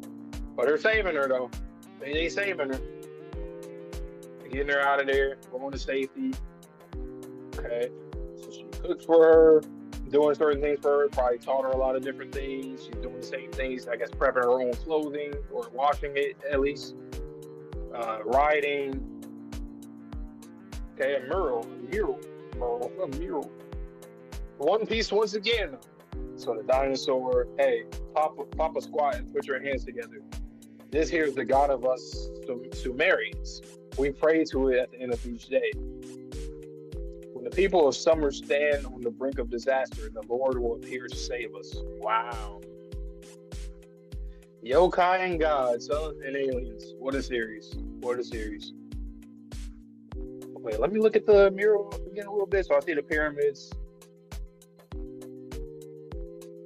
I see like a wolf or a dog or something. All right. And that is bullshit. Traditions are scary things, Didn't even notice it happening, but now I can't help but feel sick if I don't pray like this. But I don't believe in it. I don't believe in it for a second. It's all a pack of lies. Those people said war wouldn't happen in our day and age. So they went and made the government all small. And we ended up getting invaded by enemy aliens. Same goes for men. They like to talk big, but when there's a crisis, where are they? Same with God. Ooh. So I look after my own damn self. I don't give a shit about anyone else. I'm going to survive this bullshit, even if it means... Oh, that's the end of the chapter? Oh, shit. Wait, or did I... Oh, no. My page is kind of minimized. I have to sacrifice a few people to do it. Who is this woman? She's already quite a character. The Don right there. I said this is a Superman story.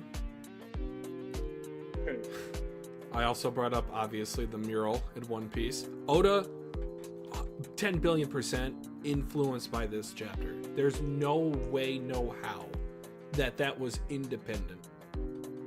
No way, no how. Yeah. Oh, yeah. I didn't think about that. Yeah, literally, Oda. Yeah. He was influenced. Do you know about the Sumerian people, Monte? Nah. It is a civilization of ancient Earth. I'm going to read just a few little tidbits that I have from Google. The Sumerians were an inventive people who lived in Mesopotamia from around 4100 to 1750 BC. They were among the first to develop writing, agricultural, and monumental Oh, yeah, I do architecture. know. Yep. Progenitors, if you will. So this goes back to the ancient alien theory. Yep. The Sumerians might have been a race of people on Earth that went out into the cosmos, developed a mutation with the antenna, still developed their own culture, and it's like... That's why I was thrown off immediately. Like, they're speaking, I mean, for us to understand, Yes. I just kind of just chalked it up to that. But at the same time, the way they look, Sumerians, I heard of it before, obviously. I didn't put I did. the name and what you described together, but I was like, okay, that makes sense. Literally showed her writing or arithmetic. Yep. Literally showed them hunting or like agriculture for like farmland. Oh my god! And then the god is her suit. That the alien went to the planet, conquered the planet, maybe eradicated a species, was looking for this suit, and now it finally is in her possession. Is in their possession.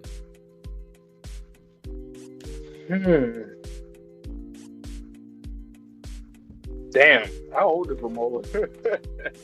That's another thing I asked. I was like, was this centuries ago or was this like Yeah, 10, that's why, 15 years ago? Exactly. I guess it could be either or, because if they made it out to space somewhere else, because we've seen the pyramids, seen the transmission system. This chapter was gruesome. Brutal. The first few pages is wild. That dude lost Also, 3 of his limbs, had 2 talons in his eyeballs, and a third one in the top of his head. Also, the page before that, so page 8 and 9. What is that? What was the whole aura thing with all my interpretation of that scene, and I think Sherm agrees, is that Momo's communicator that's attached to her head transmitted this memories to the entire crew. I like at that the it was bottom of page too. 9. Yeah, I was like, I didn't even Maybe know you he learned had something. one. Maybe you feel a little something. Isn't he the one that? No. Yeah, he's the one that made it, right? Or was that?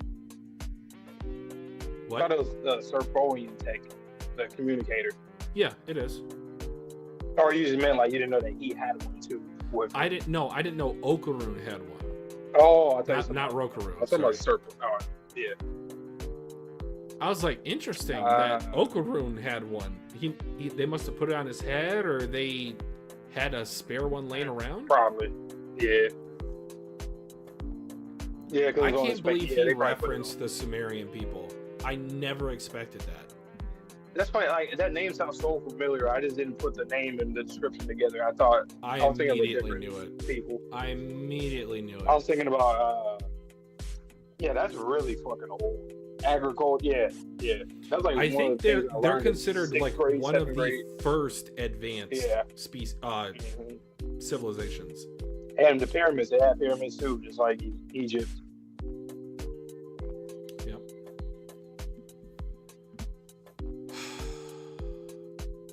And like those things are that tentacle thing, it looks like Iris hair is taking over the minds of the soldiers. Page 11. It looks like it's almost got that Turbo Granny eyes. So it's like, again, with the eyeballs, it's like, what's going on with the ripple effects?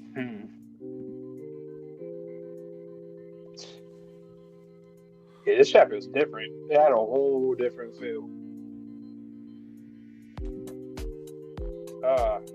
Child of war. Innocent child of war. Vamola the War Orphan. I'm changing the stream title once we finish, because, God damn. Oda definitely got inspired or got some influence in this.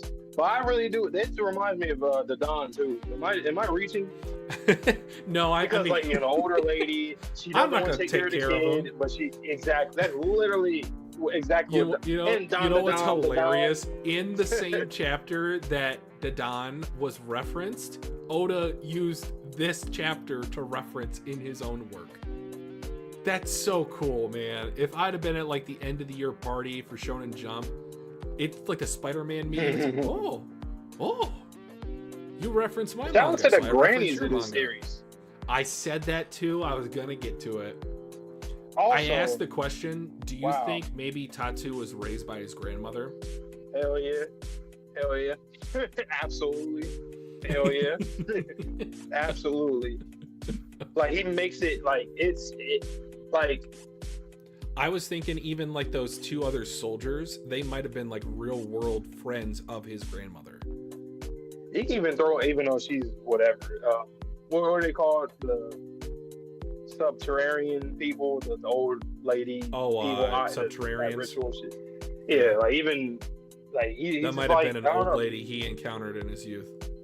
Yep. she what is it? Pachinko? The Pachinko bar? Pachinko, yeah. She ran the Pachinko bar. Also, I like in this chapter, like I said, it reminded me of villain a little bit, and just in general, men I can see that. Going out to war and being impulsive. But it sounds like the men were more so of a pacifist than the women. Honest, it's like flipped. It could. Did you get that impression? For me, it seemed like more so the men. Wait a minute. So one thing about the ancient Greeks is they were such huge fans of like philosophy, and there was, I won't get like too gross about it, but there are a lot of different thoughts, even as it relates to love, that a lot of the ancient civilizations, essentially it wasn't taboo to take on like multiple lovers, even if they were of the same gender, because you were considered like an alpha male. And the reason why I bring that up is these men seem to be more so like philosophers, or like why they were more so interested in the arts than in like battle. So there, I do see men fighting, but one thing that I did notice, I think Vamola is definitely like the daughter of the chief or something, because she's wearing the same attire as Tunic. The other ones. Yep. Yeah. While the like men and women are both wearing the soldier armor and whatnot. And it also goes against like traditionalism versus modernism, because you have the people of old who are trying to hang on to like the arts, and then you have the modern day people that are like advancements, technology, like warfare, defending ourselves. So many conversations that could be opened up with this chapter. Well, that's crazy. Great dialogue in this chapter, though. Like, really, like everything. There's a lot of stuff in this chapter. I see why you say this is your favorite. It's up there for me. I have to think more about it, but it's like, it's easily top 5. And even like the comedy, and that is bullshit. Mamola's like, my whole life, it's been shattered. Yep, war versus pacifist. Jimmy Carter style. Sorry. The gods, though. Interesting. 100% that's the suit that she's wearing, but I don't know if that that's is so wild, ancient though. tech. And Like, then you start thinking about like wild. human sacrifices. Was that made off of literally the blood of people? Was this a sacrifice of a species to create this thing? Are these people all dead? I'm assuming that they are. But also, here's another thing too. It's like the different factions in the series. Like once again, no yokai, aliens. But now there's a different part to it. Gods. Like I think that was, even if it's a concept, it's technically is a thing. It could be literal with that phrasing. I think it's more so like metaphorical, because my interpretation from this chapter is that the god that they're referring to is the kaiju suit. Yeah. And when we're talking about the gods of the land, that could either be a spirit or it could actually be like a god in the traditional sense. I think the suit is still a god though. Like I think that's just Oh, you think the suit is maybe sentient or a god? You don't think well, it's I don't think the suit is a god. I think the suit is tech, but it's based off of this kaiju. Oh, based off of a real life godly figure. Yeah. Because it seemed like she looked at this and got inspired by it. That's how she made her suit. Oh, okay. Yeah, that's a different interpretation. I didn't think about that. And it's got the same. Oh my goodness! I'm sure this mural has been translated because it does have her language on there. If you look really closely, man. Once we get caught up fully, I'm gonna go back and just look at all I think too they did sacrifice themselves because you see they're carrying coffins, it looks like, in the mural. Oh, at least it's shaped like a coffin. No, so that's they probably coffin did sacrifice shaped. people. That's interesting. What is do you think that maybe gods exist, but like when people sacrifice others to them, that's when they become like yokai, or certain ones become yokai, like certain territorial ones become yokai. So do you have people like Midoriya that's trying to maintain the good spirited lands instead of corrupting it with sacrifices and stuff?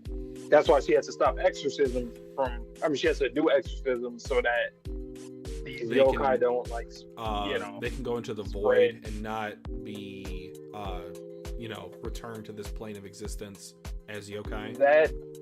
And in the EY, I just like, since it seems like, and we keep going back and forth with this, like if the EY is like a plural type of, like, is it a thing that kind of spreads to different people? That's an example of one that probably was not like that at first. Like maybe the land, it had something to do with like some kind of good karma, and then sacrifices and stuff created that, and it corrupted it. Because the evil eye, like the eye, all-seeing eye, evil eye, like I don't know. I just noticed something else. We did see close-up of the irises of all these grannies. They do not have the star in the irises like Vamola does.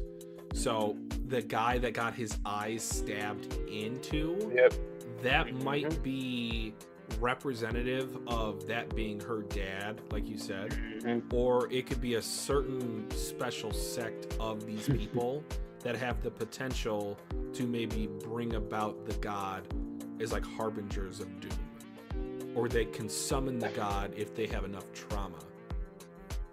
Speaking of eyes, the eyes from this granny, she just reminded me of Turbo Granny as the cat. Her eyes is like the same. Just a little black dot and circular. That's it. Simplistic. They probably should use her for the VA too. Keep using the movie VA, Turbo Granny VA. Just go ahead. You already do it with the Serpolian, so why not? Damn, what a chapter. And it's not even the last one in the volume. Wow. I don't know if I'm ready for next chapter. I feel like I'm just going to get another gut punch flashback of like part 2. These people are all dead. Cooking. Tatsu, you're cooking. It's so weird. He's cooking with food that we don't even know of.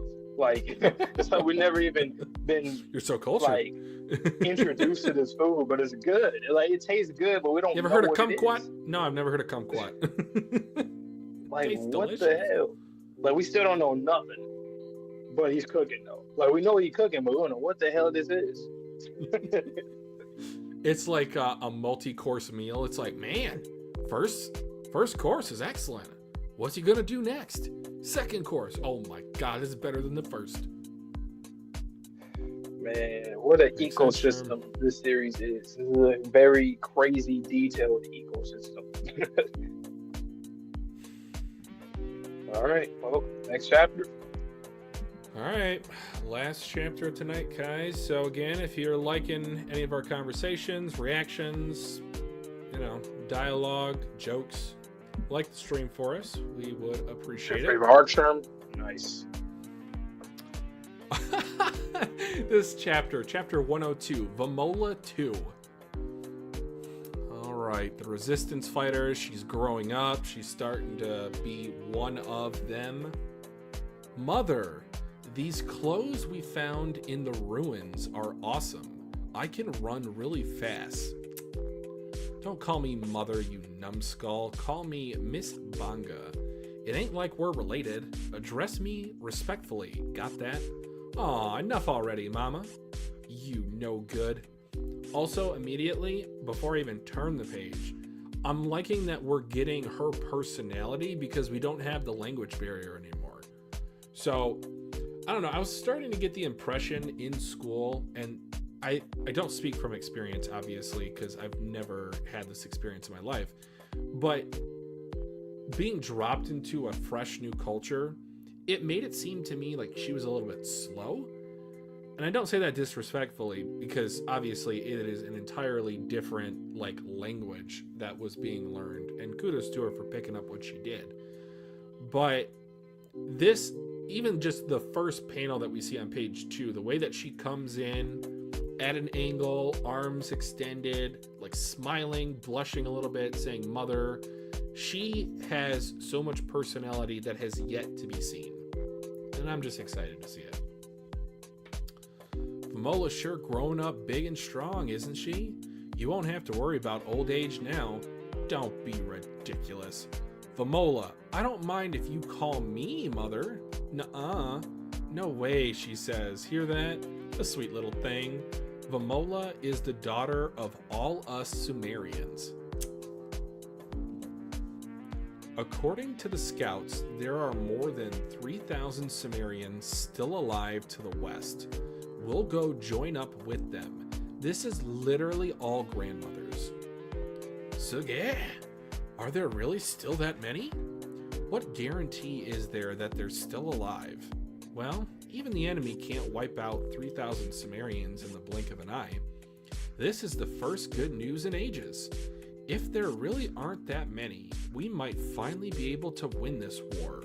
Vamola, you stay in the middle of the formation, the safest location. Keep yourself surrounded. Hold up.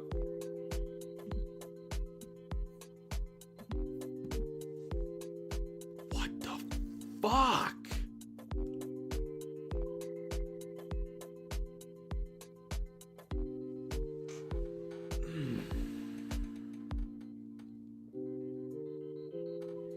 It's like they're feeding it human sacrifices so it can produce something. I wonder if that's kind of like the white goo back from the Cursed House arc. This is such a disgusting creature. It's got breasts, but it's also got like a thorax, like a bug. It's got these fleshy wings, multiple eyes, and it is chomping down on these poor Sumerians. You can't run away or you'll be killed by these guardians, and then they have snipers behind them. A big mama. Okay, this is definitely One Piece coded. Looks like a group like us, don't it? Poor ladies getting caught like that. Vamola, take a good look. A big mama eats people, uses them for nourishment, and then bursts weapons. Underneath it all, our enemies are actually frail, soft-bodied things. They can't survive unless they put on the armed suits their mama produces for them.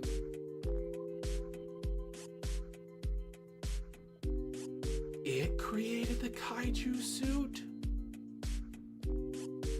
That weapon, it's in the shape of our god.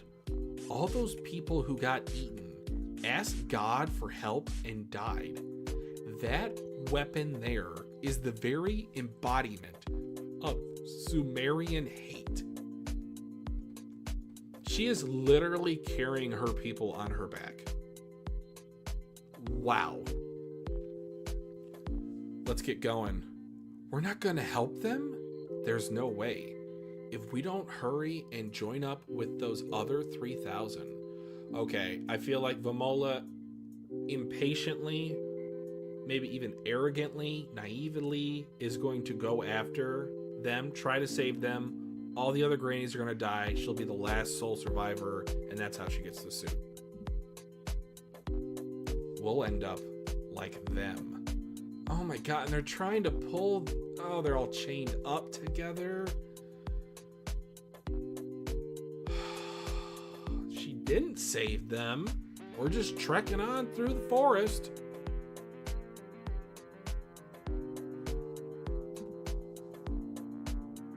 Nothing. You gotta be kidding. What the hell happened here? It can't be. Just a second ago. Hologram. Bang! It's a trap. Fall back into the forest. Bang! Boom, boom, boom. We're being attacked from both sides. Don't split up. Stick together. Yeah! Alright, she's saved once again by her mother. Get moving, you idiot. You're trying to get your ass killed. We can slip out this way. I'll cover you. This is all obliterated. 1 second there, you're there. 1 second, you're not. A bloodbath.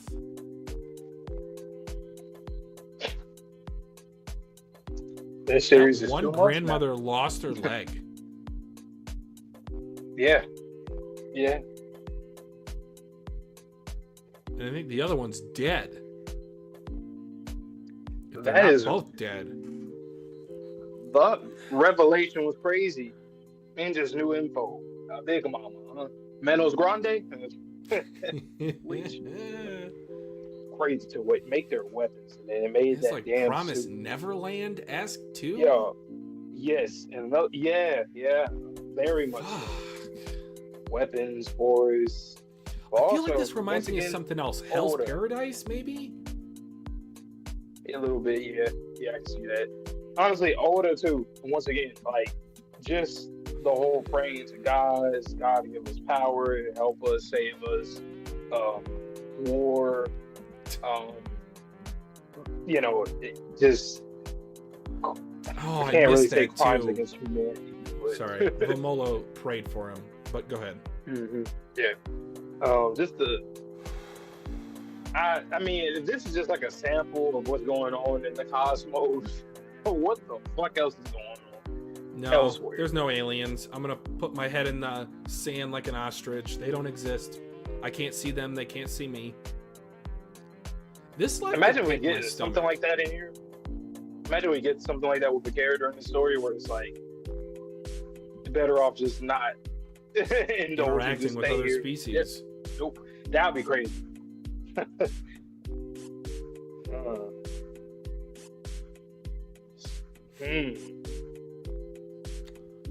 So, hologram. Dude, their tech is off the charts. They raised that whole civilization to the ground. Sumerians. So you 100% think that they are native to Earth and then they went out, or do you think that's just Tatsu utilizing our real world to make them like an actual alien race from a different planet? Likely conclusion. Yeah, I'll go with that. They went off world. Like maybe a subsect of them went off world, and the rest of them stayed here and went on to do great things. But I definitely feel like this species of people, the Sumerians from this planet, are related to us, humanity. Maybe this is a commentary to what Tatsu, like for our real life when it comes to different races and ethnicities, and how people traveled years and years ago to different places, and then ever since then you become whatever you are race-wise. Because going back to the Doria, where her like acting like, I guess, or whatever. Aliens, what's that? Like, aliens, that don't exist. Like, is it more so like I think you might have nailed it. We're not aliens. Like, if you're native here, nobody is native anywhere, basically. Just one big universe. Is it like that line of thinking? Yeah. And if it is that, I just wonder why Tatsu decided, like, maybe it has something to do with her philosophy or ideology on life, so we'll just have to get into that once we learn more about her. But oh, here's a question.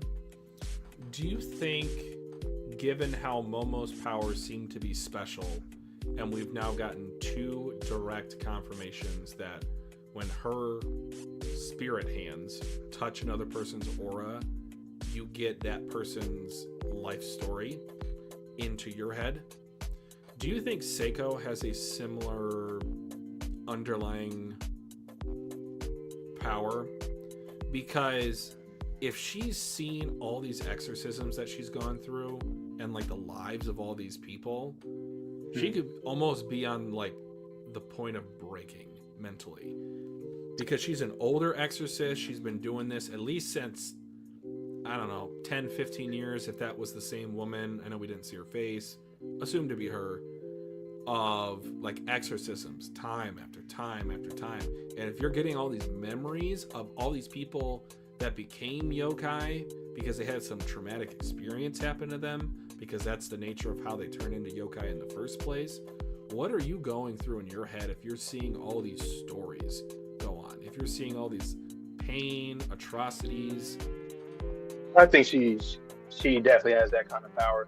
Even like the thing that she did to doing this to look at Okarun, she probably did something like that to look at the life of the person, because it's like beyond she didn't physical. want to exercise the evil eye either. It's exactly. Just he was trying to kill people, because likely she's like, okay, I think she's able to.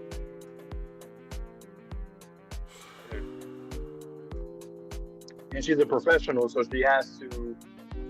I mean, I'd assume that she has to take the next step to like actually look into the people's lives, especially if she's exercising. Just to add, more salt to the wound, make it hurt more for when we see her backstory or her upbringing or whatever. This series is like, once again, it's like real life. Like whenever you go down that rabbit hole, this is what this series is. Like going down a rabbit hole, and once we learn more and more things and get all these revelations, you get even more mind blown. How are we getting mind blown when we still don't even know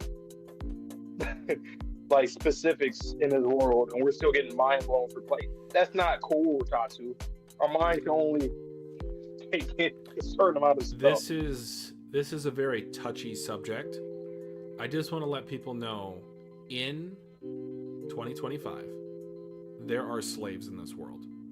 Mm-hmm. A lot of people, even if they know that, they put it to the back of their mind. Mm-hmm. One thing with charity is that there is a psychological explanation, let's just call it, that someone is more willing to donate money and or time to causes closer to them geographically. Mm-hmm. Yep. So that's why it's so difficult to get, let's just say, for example, because I always saw the ads growing up on TV, like famine in Africa. You can feed a child for this much a day. And one thing that the charity does to kind of connect you and to overcome that psychological hurdle is they will send you letters with pictures and like handwritten notes from that child that has been specifically helped by you. So it's closing the gap. It's connecting emotionally with that cause. I can not imagine, and I'm also, just for my own sanity, I've done this too, to where I did bring up that topic, but I don't always think about it because it's so depressing. Like, I'm literally powerless. I could give money to what? A set of revolutionaries. I don't know if they'll actually free anybody. I don't know if they'll actually do anything to help people from slavery. And then if you free those people, what's their life look like afterwards? So many people have been slaves their whole lives.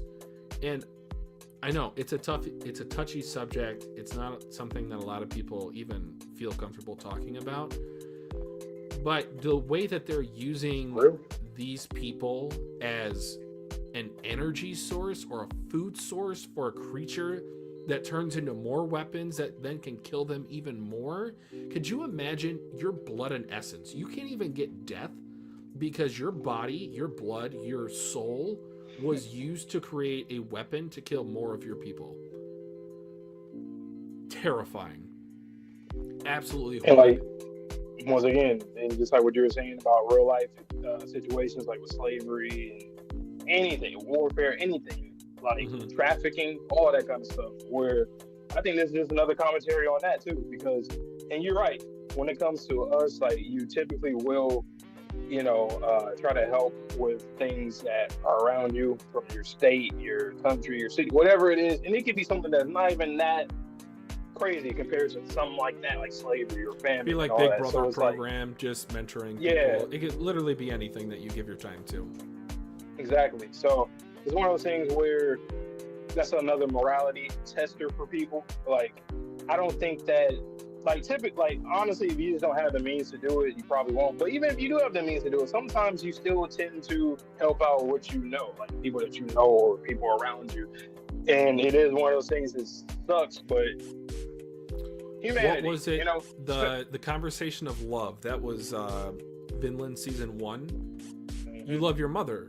No, that's discrimination. Love is discrimination as a concept is something I never even contemplated before Vinland. But yeah, it's true. You're more likely to help out your family member than a guy down the street because you have that blood connection to them. You have memories with them. You have a personalized connection with them. But that doesn't make it objectively morally correct. Like, you should want to help all people. But then you have to make decisions, like you can't help all people, like limited resources, limited time, just limitations. Yep. And humans with our own biases. I mean, that's just a thing. That's why we have opinions. Sexist, There's no racist, such thing as it's really when it comes down to is that, like, and this is why I personally have always said, it might sound kind of crazy depending on how extreme you look at it, but if you have your own set of morals, you should live by those, no matter what. There are some people that morals are probably like just fucking wild, but like, what could you say against a person like that? In their nature, that's just the way they are. Maybe they have mental disabilities. That's mostly plus we don't know their backstory. Like, it's not like we can just pull a Momo and touch their aura. We don't know what life you've lived. We don't know what pain I'm the type of person, I can never tell anybody how to deal with situations or tell people how to react or think. I can't do that. That's actually just as big of an offense than, like, well, I'm not gonna say it like that, but it's pretty offensive. Put it like that. Say insult to people to try to. That's why it's the same thing as, like, when somebody needs help, they should be the ones to ask for help rather than, because you don't know. Sometimes some people are a little. They could be maybe too greedy at times. It just, people are different and are all the same too in certain situations. Like, we're humans. We don't have the answers to everything. But to relate it back to this series, though, we see this in a very sample size right now with this group of people, and it's ridiculous. And yes, they are a different race of people, but does that mean you have to, like, do this? No. Torture them? You can't. Feed them to your creature to make more weapons? It kind of destroyed our theories too, right? About, like, in what way? We kept saying, like, what is, like, Earth or humans doing, like, forbidden shit or taboo stuff? We're doing taboo shit. What is this? This is taboo as hell. Like, what's worse than that? But, and I know I just had this whole, like, morality conversation. What if this was necessary for our survival? Like, what if it's necessary to give a few select amount of people immense trauma, which will then turn them into yokai after they die, in order to protect the whole planet with this, like, arc net of yokai? I'm just saying, we don't know what happened in the past, and when we do get that answer, I'll finally be able to, like, have a evil position.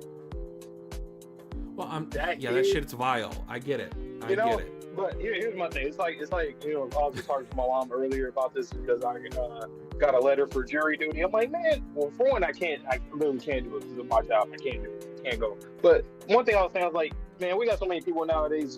We have over 330 million people that live here. in America. Just get Pick someone else. volunteers. You tell me there's not at least 70 different people that can come in for me for that. Like, so it's one of those things where it's like, why are you throwing me into the sacrifice? And this literally happened years ago. Sumerians, well, I'll just say in Mayans or Aztecs, that's like a Incans, group of people. It happened everywhere. Egypt, everywhere, all continents, pretty much. Human like, sacrifices, man. That's a dark part of sacrifices humanity. to the sun. Oh. Oh, it's And- not raining. Kill the child. What? Crazy. And in some cases, they did volunteer to do it because they believed in it. But in other cases, they did do it, force people into that, and that's like, okay, that's. I mean, I don't know What what's is worse, not knowing and giving your life up for nothing, or believing in it and then you're essentially like, I don't know, they're both terrible. I'm not going to equate the two, but Yeah, I think anything forcibly Jesus. is like, that's wild. Like, what the hell? I don't even believe in this. You can't, like, if I don't even Well, believe yeah, I in it, you get can't, like, that. that's fucked up. Like, I don't even believe it. Like, imagine somebody came into your house and they were like, whatever religion it was, and they forced you to do something extreme. I mean, once again, this is a part of history. Comes to like Christianity. You know, this happens. Crusaders. Look it Yes, so it's just, you know, humanity at the end of the day. So the message to everybody that's watching the stream, up. just, I don't know, just stay close to your own morals. I think not everybody, a lot of people have, I don't know this, but I would assume that a lot of people have more genuine thoughts in their mind initially. I don't know what went wrong with certain people. Certain stuff happened, experiences, whatever. But just chill. I don't know. Just chill out. Just, you don't gotta step on other people's shoes and their feet. Just, you don't. Yeah, my takeaway message will be: you never know what someone's going through. You don't. Even the closest people to you, they might be going through demons that you have no clue. I will give a quick little story, and this is a trigger warning for self-harm. So if you don't want to listen to it, I understand if you click off. My best friend from high school attempted suicide. This was during college, and I went to a different college than he did, and I didn't find out about it until 6 to 12 months afterwards. Imagine my feeling when I'm like, I didn't know what to think. Even today, it's tough for me to talk about because he's doing really well, but it's just the thought of he didn't even reach out to me, and he was dealing with something that I had no idea that he was going through. And man, I'm so thankful that he's in a good place now, and that it didn't go through, but it could have. The crazy part about it too is that people that do survive, they immediately give and regret it. Yep. That's so like Very that's common. Nobody can experience something like that. That kind of feeling, no. So that's good that they're doing good, because I can't even. Yeah. I never experienced it. I would never, I can't even say anything to that. But hey, once again, look at this discourse or this volume. Dandadan, he's doing something great. Like, and it's not like he's not even in his bag for real yet, if that makes sense. He's not deep in there yet.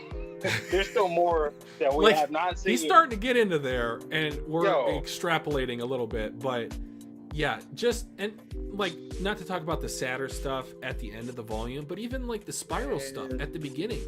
When you talk about that as like a structural part of your power system, I can just imagine the implications. You want to talk about tag team moves? Like if there's any sort of like Okarun runs, like those skateboarders that go, like a pipe, they go like around, or like a biker or something. Yeah. It's just like if Okarun runs along that, and then you think about back to Turbo Granny in that initial tunnel, how she was running up the walls. I'm like, is this a part of like the spiral thing he's been foreshadowing all the way since back then? Also, going way back to the Evil Eye arc, that worm thing, that was just like a prehistoric creature, right? That might have been, yeah, like a cryptid, I think it was referred to That's as why. specifically. And then this Big Mama thing is that too. So that's another subsection of things. Like just this cryptids, yeah. just prehistoric like monsters. So we got that yokai, deities of the land, The subterraneans. and aliens. Still What don't know kind about of those. series Apparently is this? caught up. There's so really, much it's not even content. about. You know, I didn't even think about this. I mean, I know that the main focus are aliens and yokai. But what if the series is not necessarily about that? It was just that Okarun and Momo both had, you know, that was their thing. They had to. This is a wonderful It's just about world. monsters, conspiracies, everything. Everything. Like, it's not about aliens. It's just What's the life. theme? Creatures. Creatures and spirits. That's all it's about. But Him pitching this to his editor. So, what's your show about? Yes. so it just makes me think too, more so that like, I guess humans on Earth did something completely different to allow yokai to exist based off of what stuff like this happening, where people get genocided and Hold on. to What if protect the Earth. promise was to give up a portion of the population is like a celestial dragon tribute to these big mamas? And they said, nah, nope. No, And we're then not did gonna their go own with thing. that. I'm gonna do my own So they thing. broke the promise, but they're morally like in the right. Like you're not gonna sacrifice 100,000 people to make 100,000 suits. You know, it's kind of fucked up, or not fucked. Well, it's still fucked up, but it's crazy. Like, we're not Okay. gonna sacrifice our people for you. We're gonna sacrifice our people for us. That's wild. You have Whoa. no right. Only I get to do that. That's Sir? crazy. Wow. Look, like, that has to be what, I mean, we've seen it with the evil eye. That's just like another sample or another example.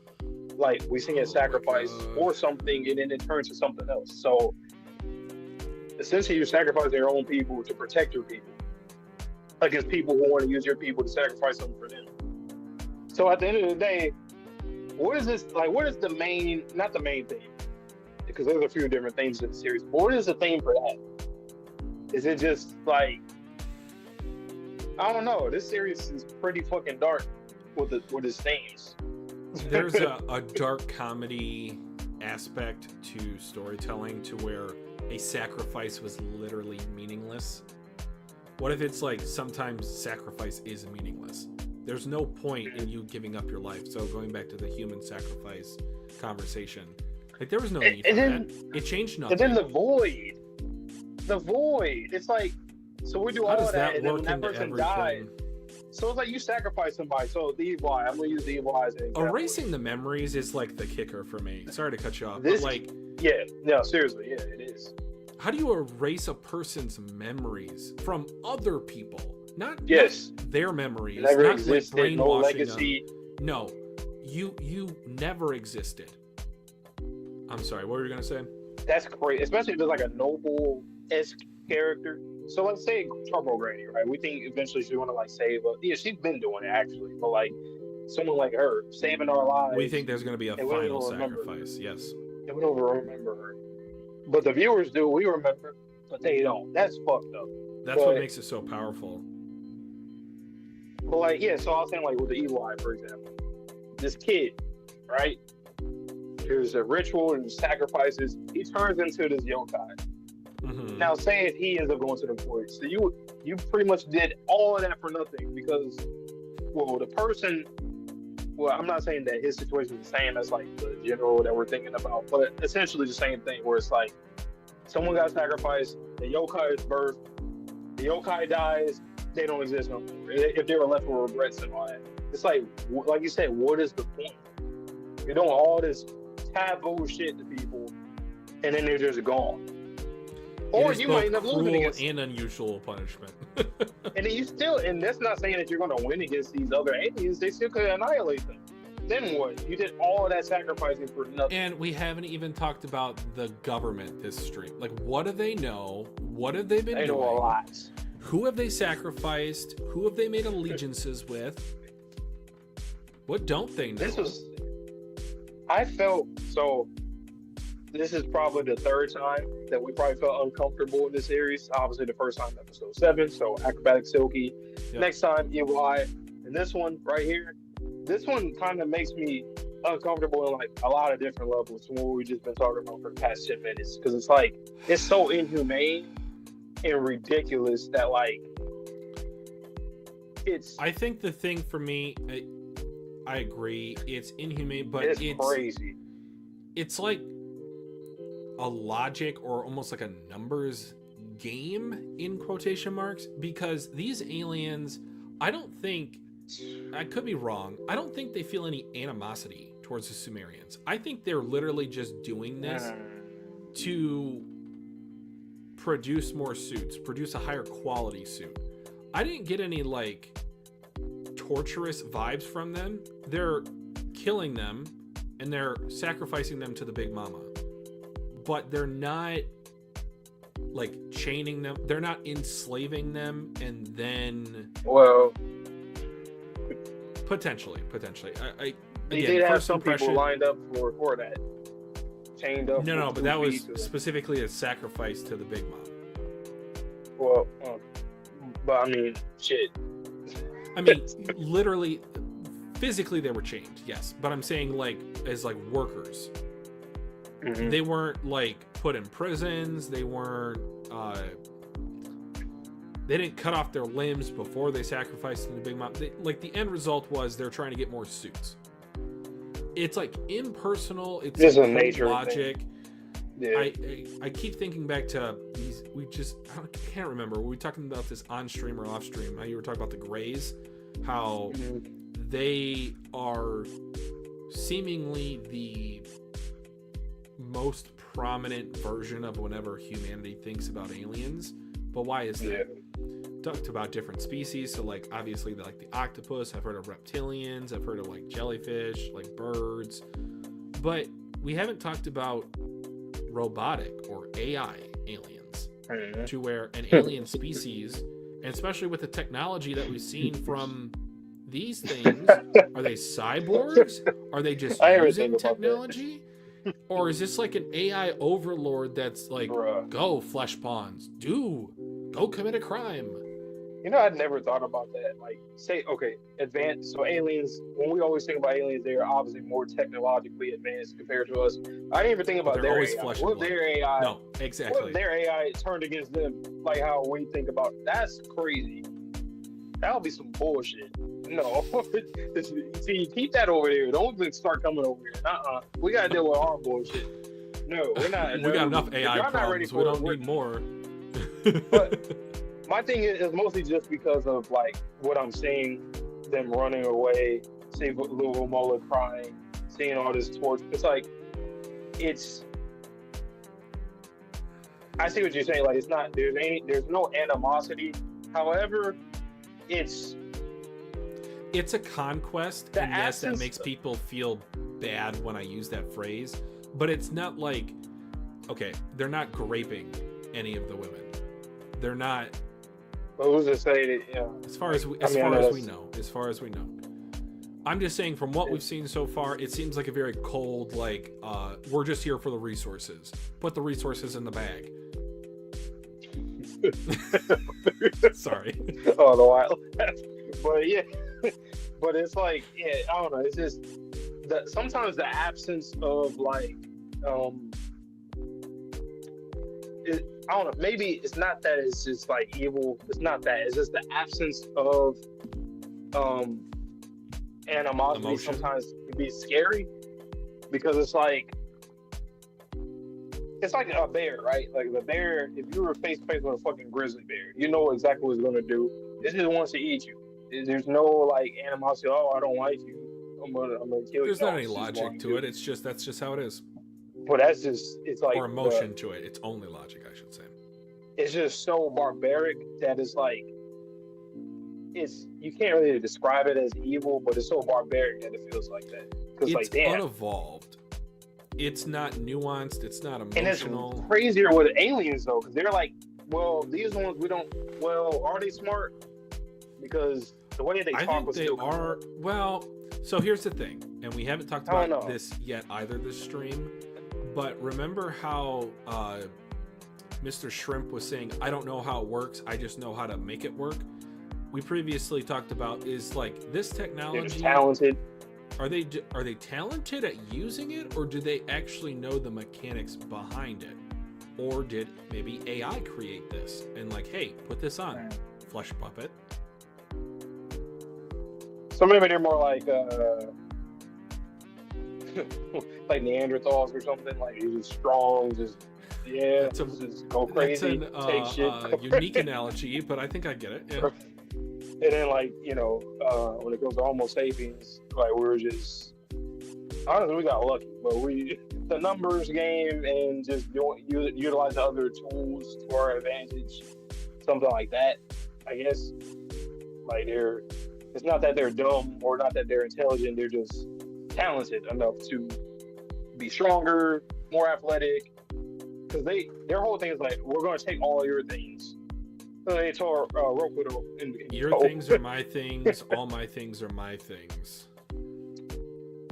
What if they're I mean it could be. I was say, what are they programmed to, well, no, I think they are their own people, but that is a little crazy. Like, why is that? Do they have agency? Exactly. Like, y'all born to just be like, let's conquer shit. Like, there's no other thoughts but let's conquer. Like, really? I mean, it could be the way that they're taught. Again, we don't know the structure of their civilization, the structure of their teachings, the structure of their culture.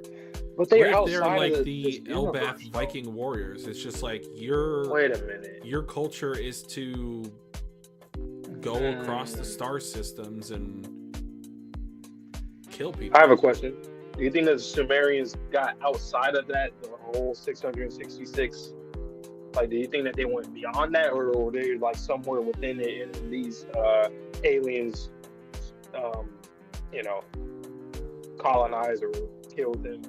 Kind of like how they're doing that with Earth, but like at a different time period. I think there may only be 666 species left. I think there used to be more. The numbers dwindled because of conflicts. Going back to the Mr. Shrimp's gig work as a soldier in intergalactic war.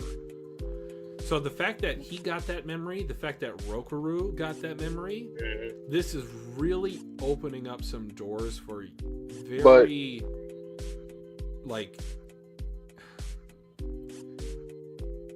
very intimate conversations and awkward conversations.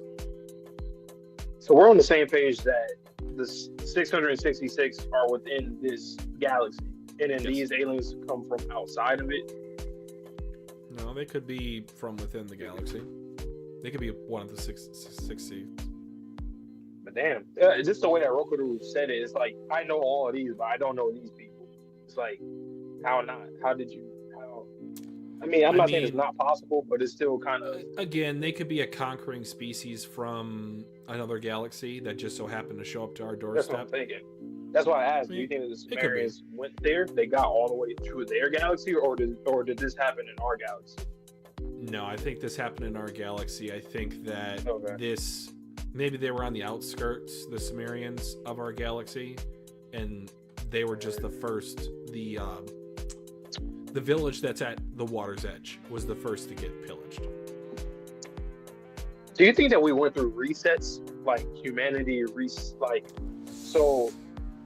I'm under the impression that we had different peoples from this planet that ventured out. The Sumerians, the Subterraneans. I mean, they here, but like I could connect something. But keep going. Different people had left, and then I mean, we don't know about like these other aliens if they went through the same thing or not. I'm just going to assume they're all, they've been the same race of people throughout time. And just like in real life, I mean, with evolution, different things change, and the whole common ancestor and deriving from this, and successors, and going all the way down. So, what are you going to say, y'all? There have been multiple extinction level events in our world's history, hence why we are here having this conversation today. And one of the concerns back in the early 2000s, I think it's kind of died down a little bit, thankfully, was the fact that the ozone had a prominent hole in it and was starting to deteriorate. Now, why that meant so much to the people of the time and why we've put in so many climate change agreements is that we would be at the risk of ultraviolet radiation or potentially solar flares. So solar flares is a process whereby the sun emits off these flares of energy that are destructive and murderous to all life forms because it causes mutations in your DNA. Thankfully, the ozone and the magnetic field do prevent most of them from coming to the planet's surface. Now, all that being said, the reason why I bring that up is I've watched a number of apocalyptic movies where solar flares were the next extinction level event, and there were two lines of thought. We could either go out into the cosmos, find another planet to cultivate and to thrive on, or we could go underground and wait for the world to come back into a habitable existence. Now, the Subterraneans, I think you said it when we first got introduced to them, they could be the original species, and the Sumerians might have been the species that left the planet for an upcoming solar flare that they were aware of, possibly even through the transmission system, which would have been unaffected by the solar flares because it's just magic, spirit, or just rocks.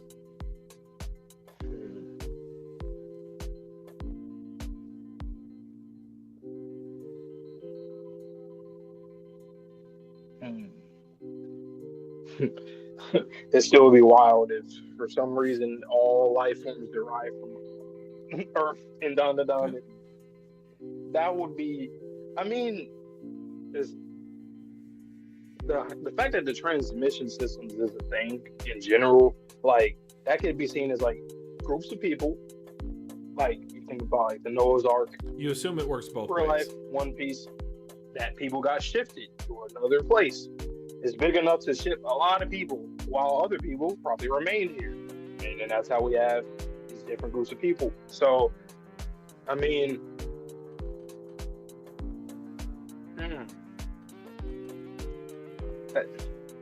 once again, this series has One Piece level type of theories.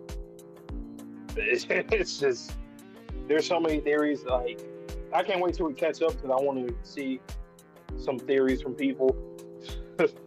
I can't wait to see the translations of all of this Vamolan text, Sumerian text, we can now call it. It's going to be so... We might actually do a reaction to that. If I can find all the panels, all the text bubbles, I'll try to bring it out. But something's going on with our world. The gods of the land, I don't... What kind of phenomenon made that be a thing, that and yokai? Because like compared to what they're doing with the Big Mama thing, like what are we doing that allowed us to get to like a spiritual element? What happened? Did we touch some kind of source of like something? Is it an aura based thing? I mean, because we know auras are a thing. Did we like touch some kind of core or something and it just spread across the planet? Like what happened? Was it like a karma, good karma, bad karma thing?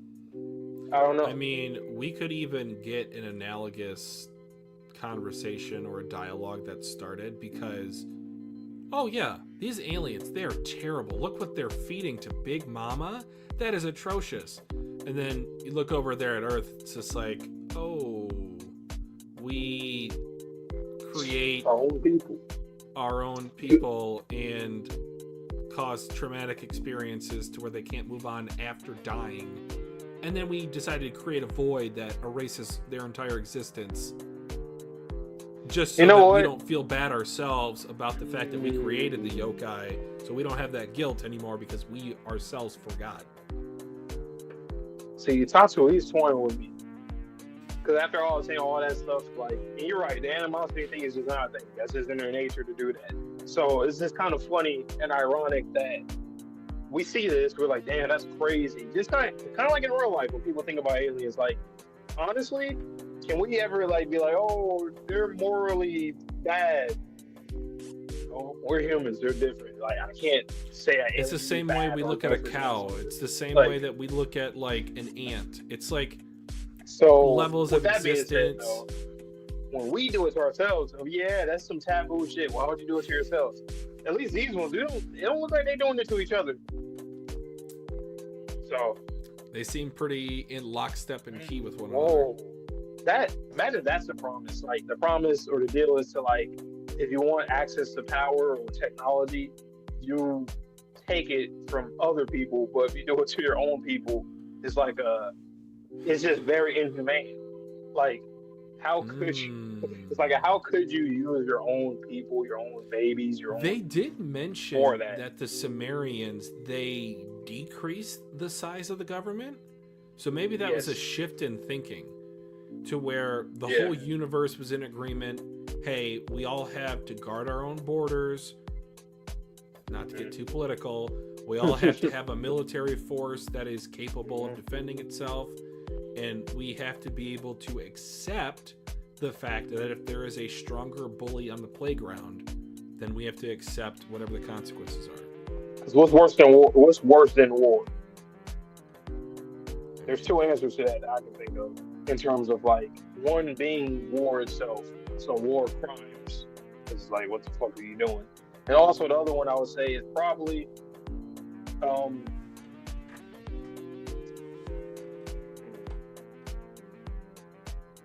I mean, okay, I'm just gonna say it like this. I don't mean it literally, but essentially this is what's happening. Cannibalism. That's like a crime against humanity. Or alternating DNA of species. So any kind of crimes against humanity or war crimes, I would say is worse than war. So in this series, war happens between different planets, different civilizations. That's fair game. It's war. Or, I mean, nobody likes to go to war, but it's just, that's what that is. But when you do these kind of things, crimes against humanity or whatever species you are, that's too far. It's like you're doing things that are... Remember one of the theories of the universe ending, the cold, dark death theory? What if these alien civilizations have reached that conclusion and they're just like, all right, well, universe is on a ticking clock, so it's a free-for-all, but we all operate on the same understanding that it is a free-for-all. Like, don't come crying to me if you get invaded, but we're also not going to stop you if you want to go invade other species.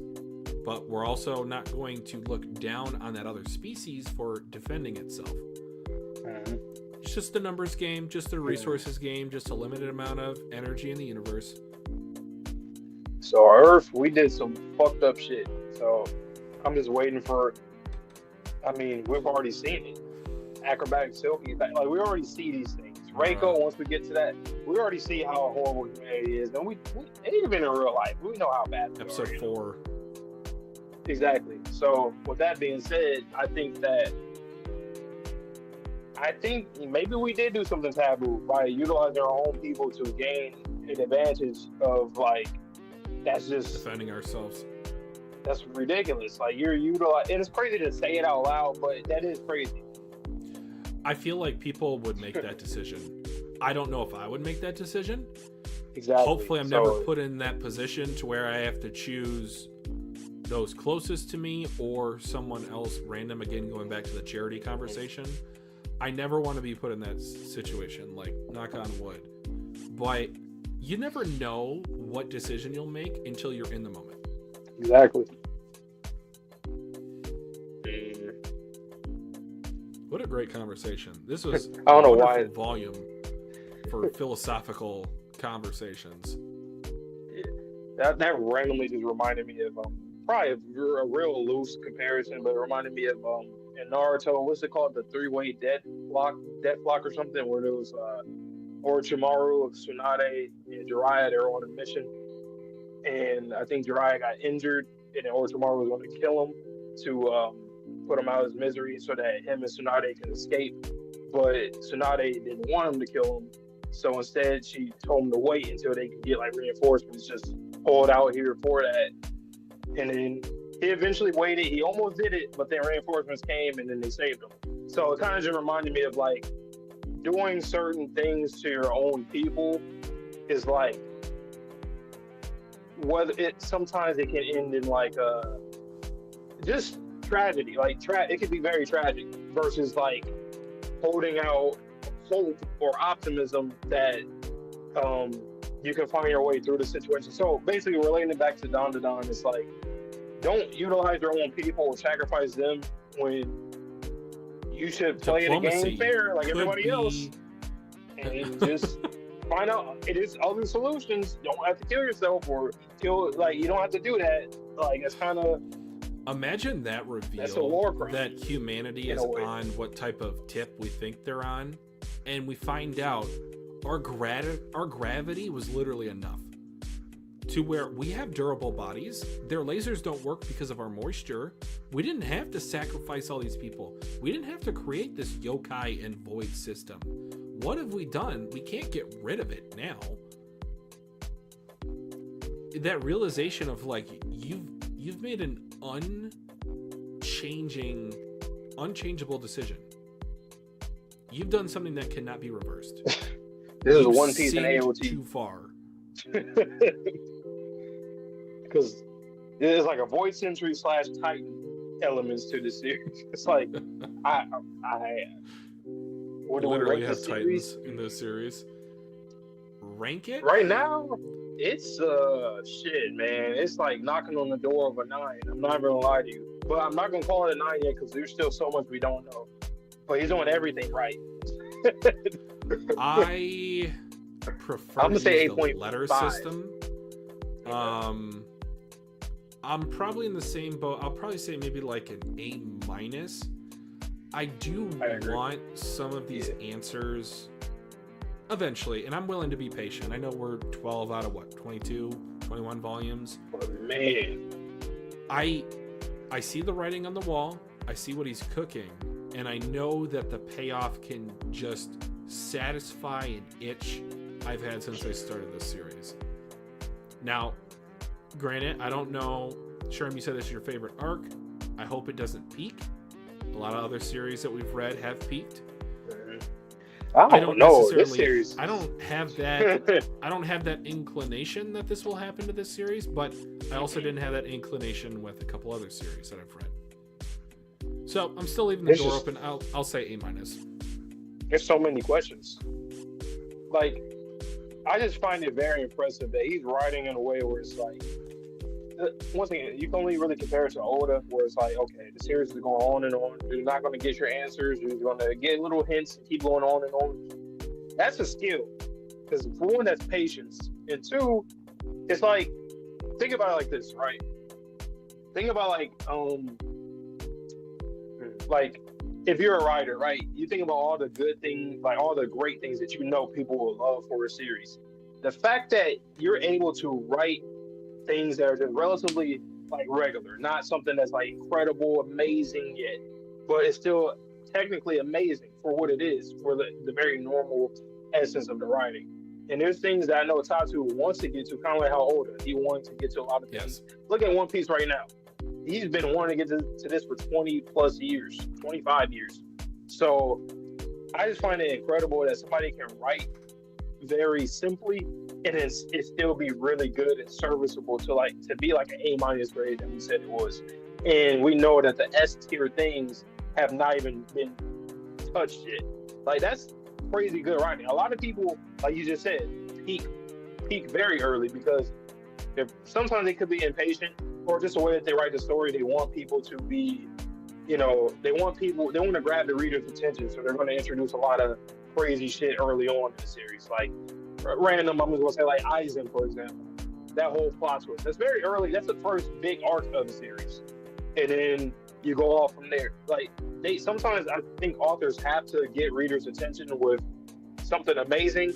Tatsu, I just don't think that we have not seen that yet.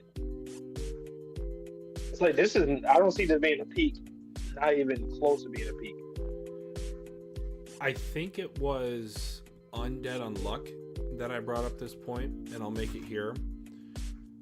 I am of the opinion you have to give credit to the intelligence of your readers if you are a mangaka. Now, you can do that in a few different ways. Most often it's foreshadowing, but also you have to give them the benefit of the doubt that they will stick with you until you give them that satisfying answer.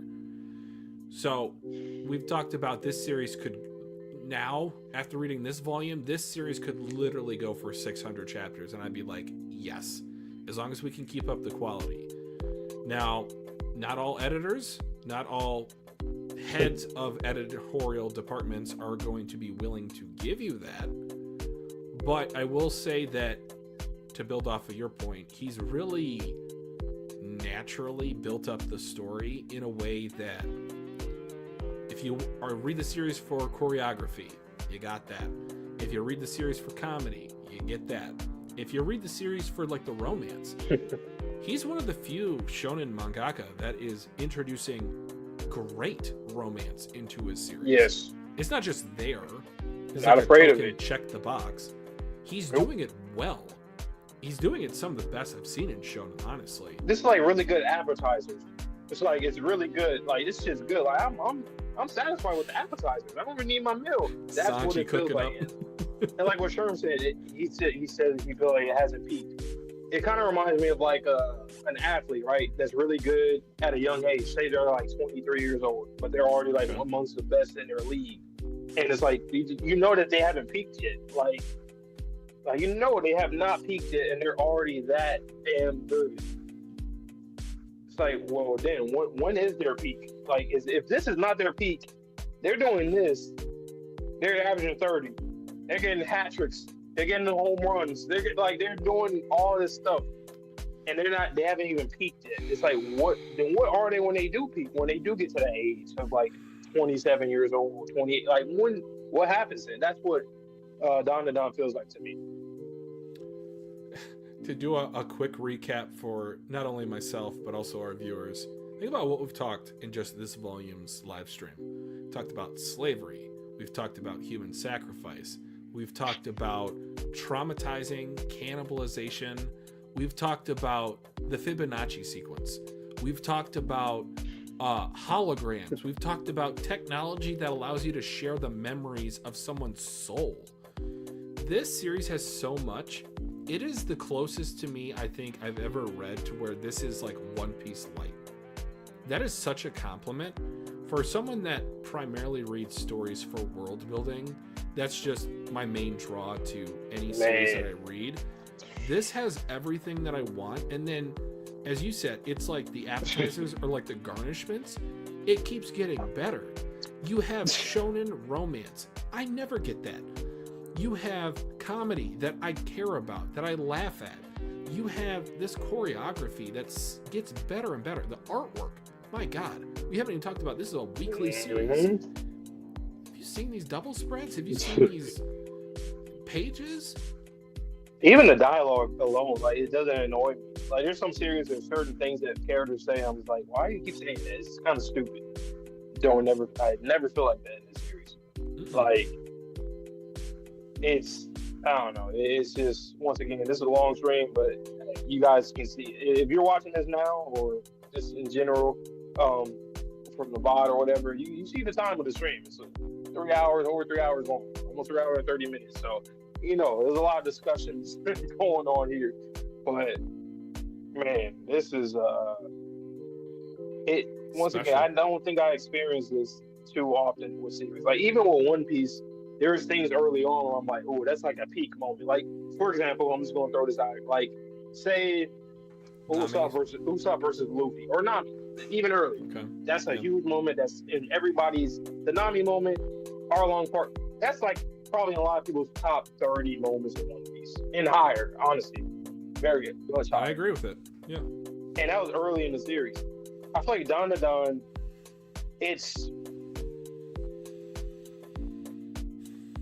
like there isn't. So when I say like the Luffy and Usopp thing, like that's a huge thing in the series. Like, whoa, okay, what is this? We haven't even got that in there. We just got like a lot of Nami, Arlong Park type moments. Like they're all. How can I explain it? It's like I feel like we haven't shifted to another gear quite. I think this volume was when we kind of started to shift to a different gear. Because aliens, we didn't know nothing about none of these aliens. They kept coming to Earth. We didn't see nothing from outside, aside from. It was all Mr. like Shrimp. funny, haha, testicle joke, Yeah. banana organ. Like It's way more on than the that. surface, if you were to read this series, start this series, let's just say you picked up volume 1 randomly from the bookstore, you might not continue the series. And it's honestly that diamond meme to where you're just pickaxing away, going down the cave, and it's just like you don't even have to get that far. I feel like with volume, I think it was like 3 or 4 was the Turbo Granny stuff. Like once you get into that and you find out like what's going on with these characters, like the trauma that they've gone through, and then you get into the oh my god, the Acro Silky stuff, that remains one of the most depressing things I think I've ever seen in my life. And then to just say, we got a comment that was like, okay, yeah, that was sad. There's some worse stuff coming. What do you mean? And we still have not gotten back to the one backstory that I think I know. This is not it. This was terrible. Evil Eye, didn't know anything about that. That was atrocious. That hurt me to read. And once again, it just doesn't feel like. I don't know how to explain it. The best comparison is One Piece. I don't know how to explain it. It's like this still feels like pre-time skip. Yeah, it's like the best. Like once again, I just gotta say it just hasn't peaked yet, and it's already this good. I shouldn't have this feeling for something that I genuinely don't think has peaked. That's basically what I'm saying. It's like other series on my own. There's no way to confirm that. That was good. It's like how much better could it be? And I think it can be much better. That's the crazy thing. I like it so much already that I think that optimism, hope. Yeah. But it's like we know that's going to get better. You know, like if I'm already feeling like this, we actually know it's going to get better. We don't know nothing. All the stuff that we were talking about are purely theories that hasn't even been foreshadowed. A lot of it is we're just coming up with stuff. And we could be completely wrong, but that does not take away from the fact that we had these theories and these conversations based off of the hints or even the, let's just call it the general, I don't want to say foreshadowing because again, these theories could be wrong and that's fine. But the general like themes of the show, you can interpret them many different ways. Yeah. And for this one, there's just so much to talk about because this series has character. It feels often how I feel when I watch Haikyuu. It's like these are not characters in a story. These are living and breathing characters that I'm getting to experience their experiences. That's the best way I can describe it. Yep. And honestly, they're so serviceable that like, have you ever really felt angry or like really annoyed with anybody? I don't ever think that's ever happened. Really? When like people the say first the time Ira I thing, saw like, what are you Ira, guys talking about? well, I don't think that was that I bad. said some things the very first time we saw Ira, so I take that back and I took that back. Well, but it's just like aside from that, yeah. No, I know that was a bad first impression, but that was kind But it's of like, the point. oh, but like really, like that's Ever since I've loved seeing her on screen. I love seeing her fight with Momo. I love seeing her fawn over Okarun. She's There's so much to adorable. look She's at, hilarious. Like in terms of, okay, I'm gonna ask you this last thing. In terms of your I guess prediction. So how much what's the percentage you think that we know about this series, like this world in general?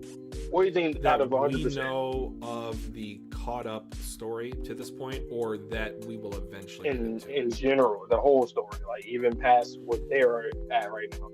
How much do you think we know percentage wise? I struggle to say anything over 15. It at most Exactly. I'd say 20. I'm gonna say like 20% at the most. 17. And that might not even be true. It might be 10%.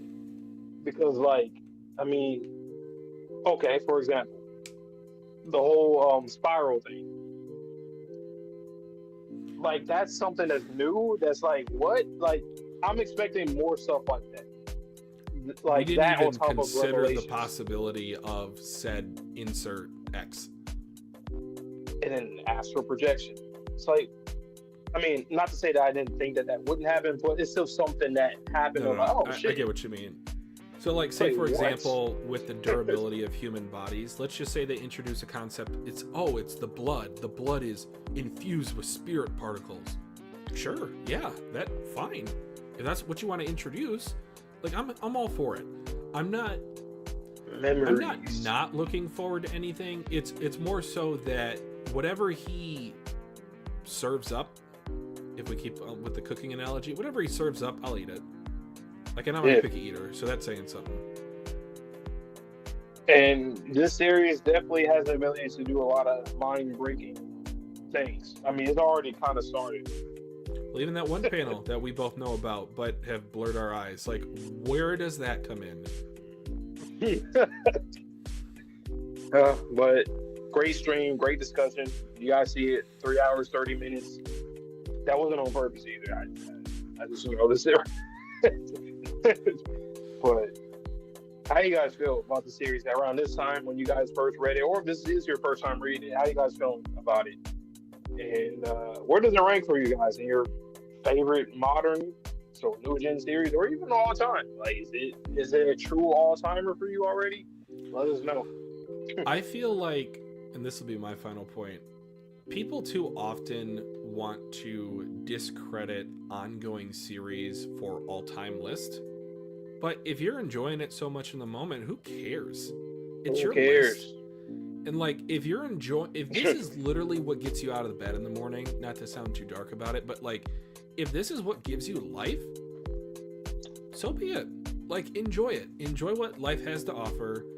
Watch Undead Unluck, read Undead Unluck, read Dandadan, watch Dandadan. That's the takeaway message.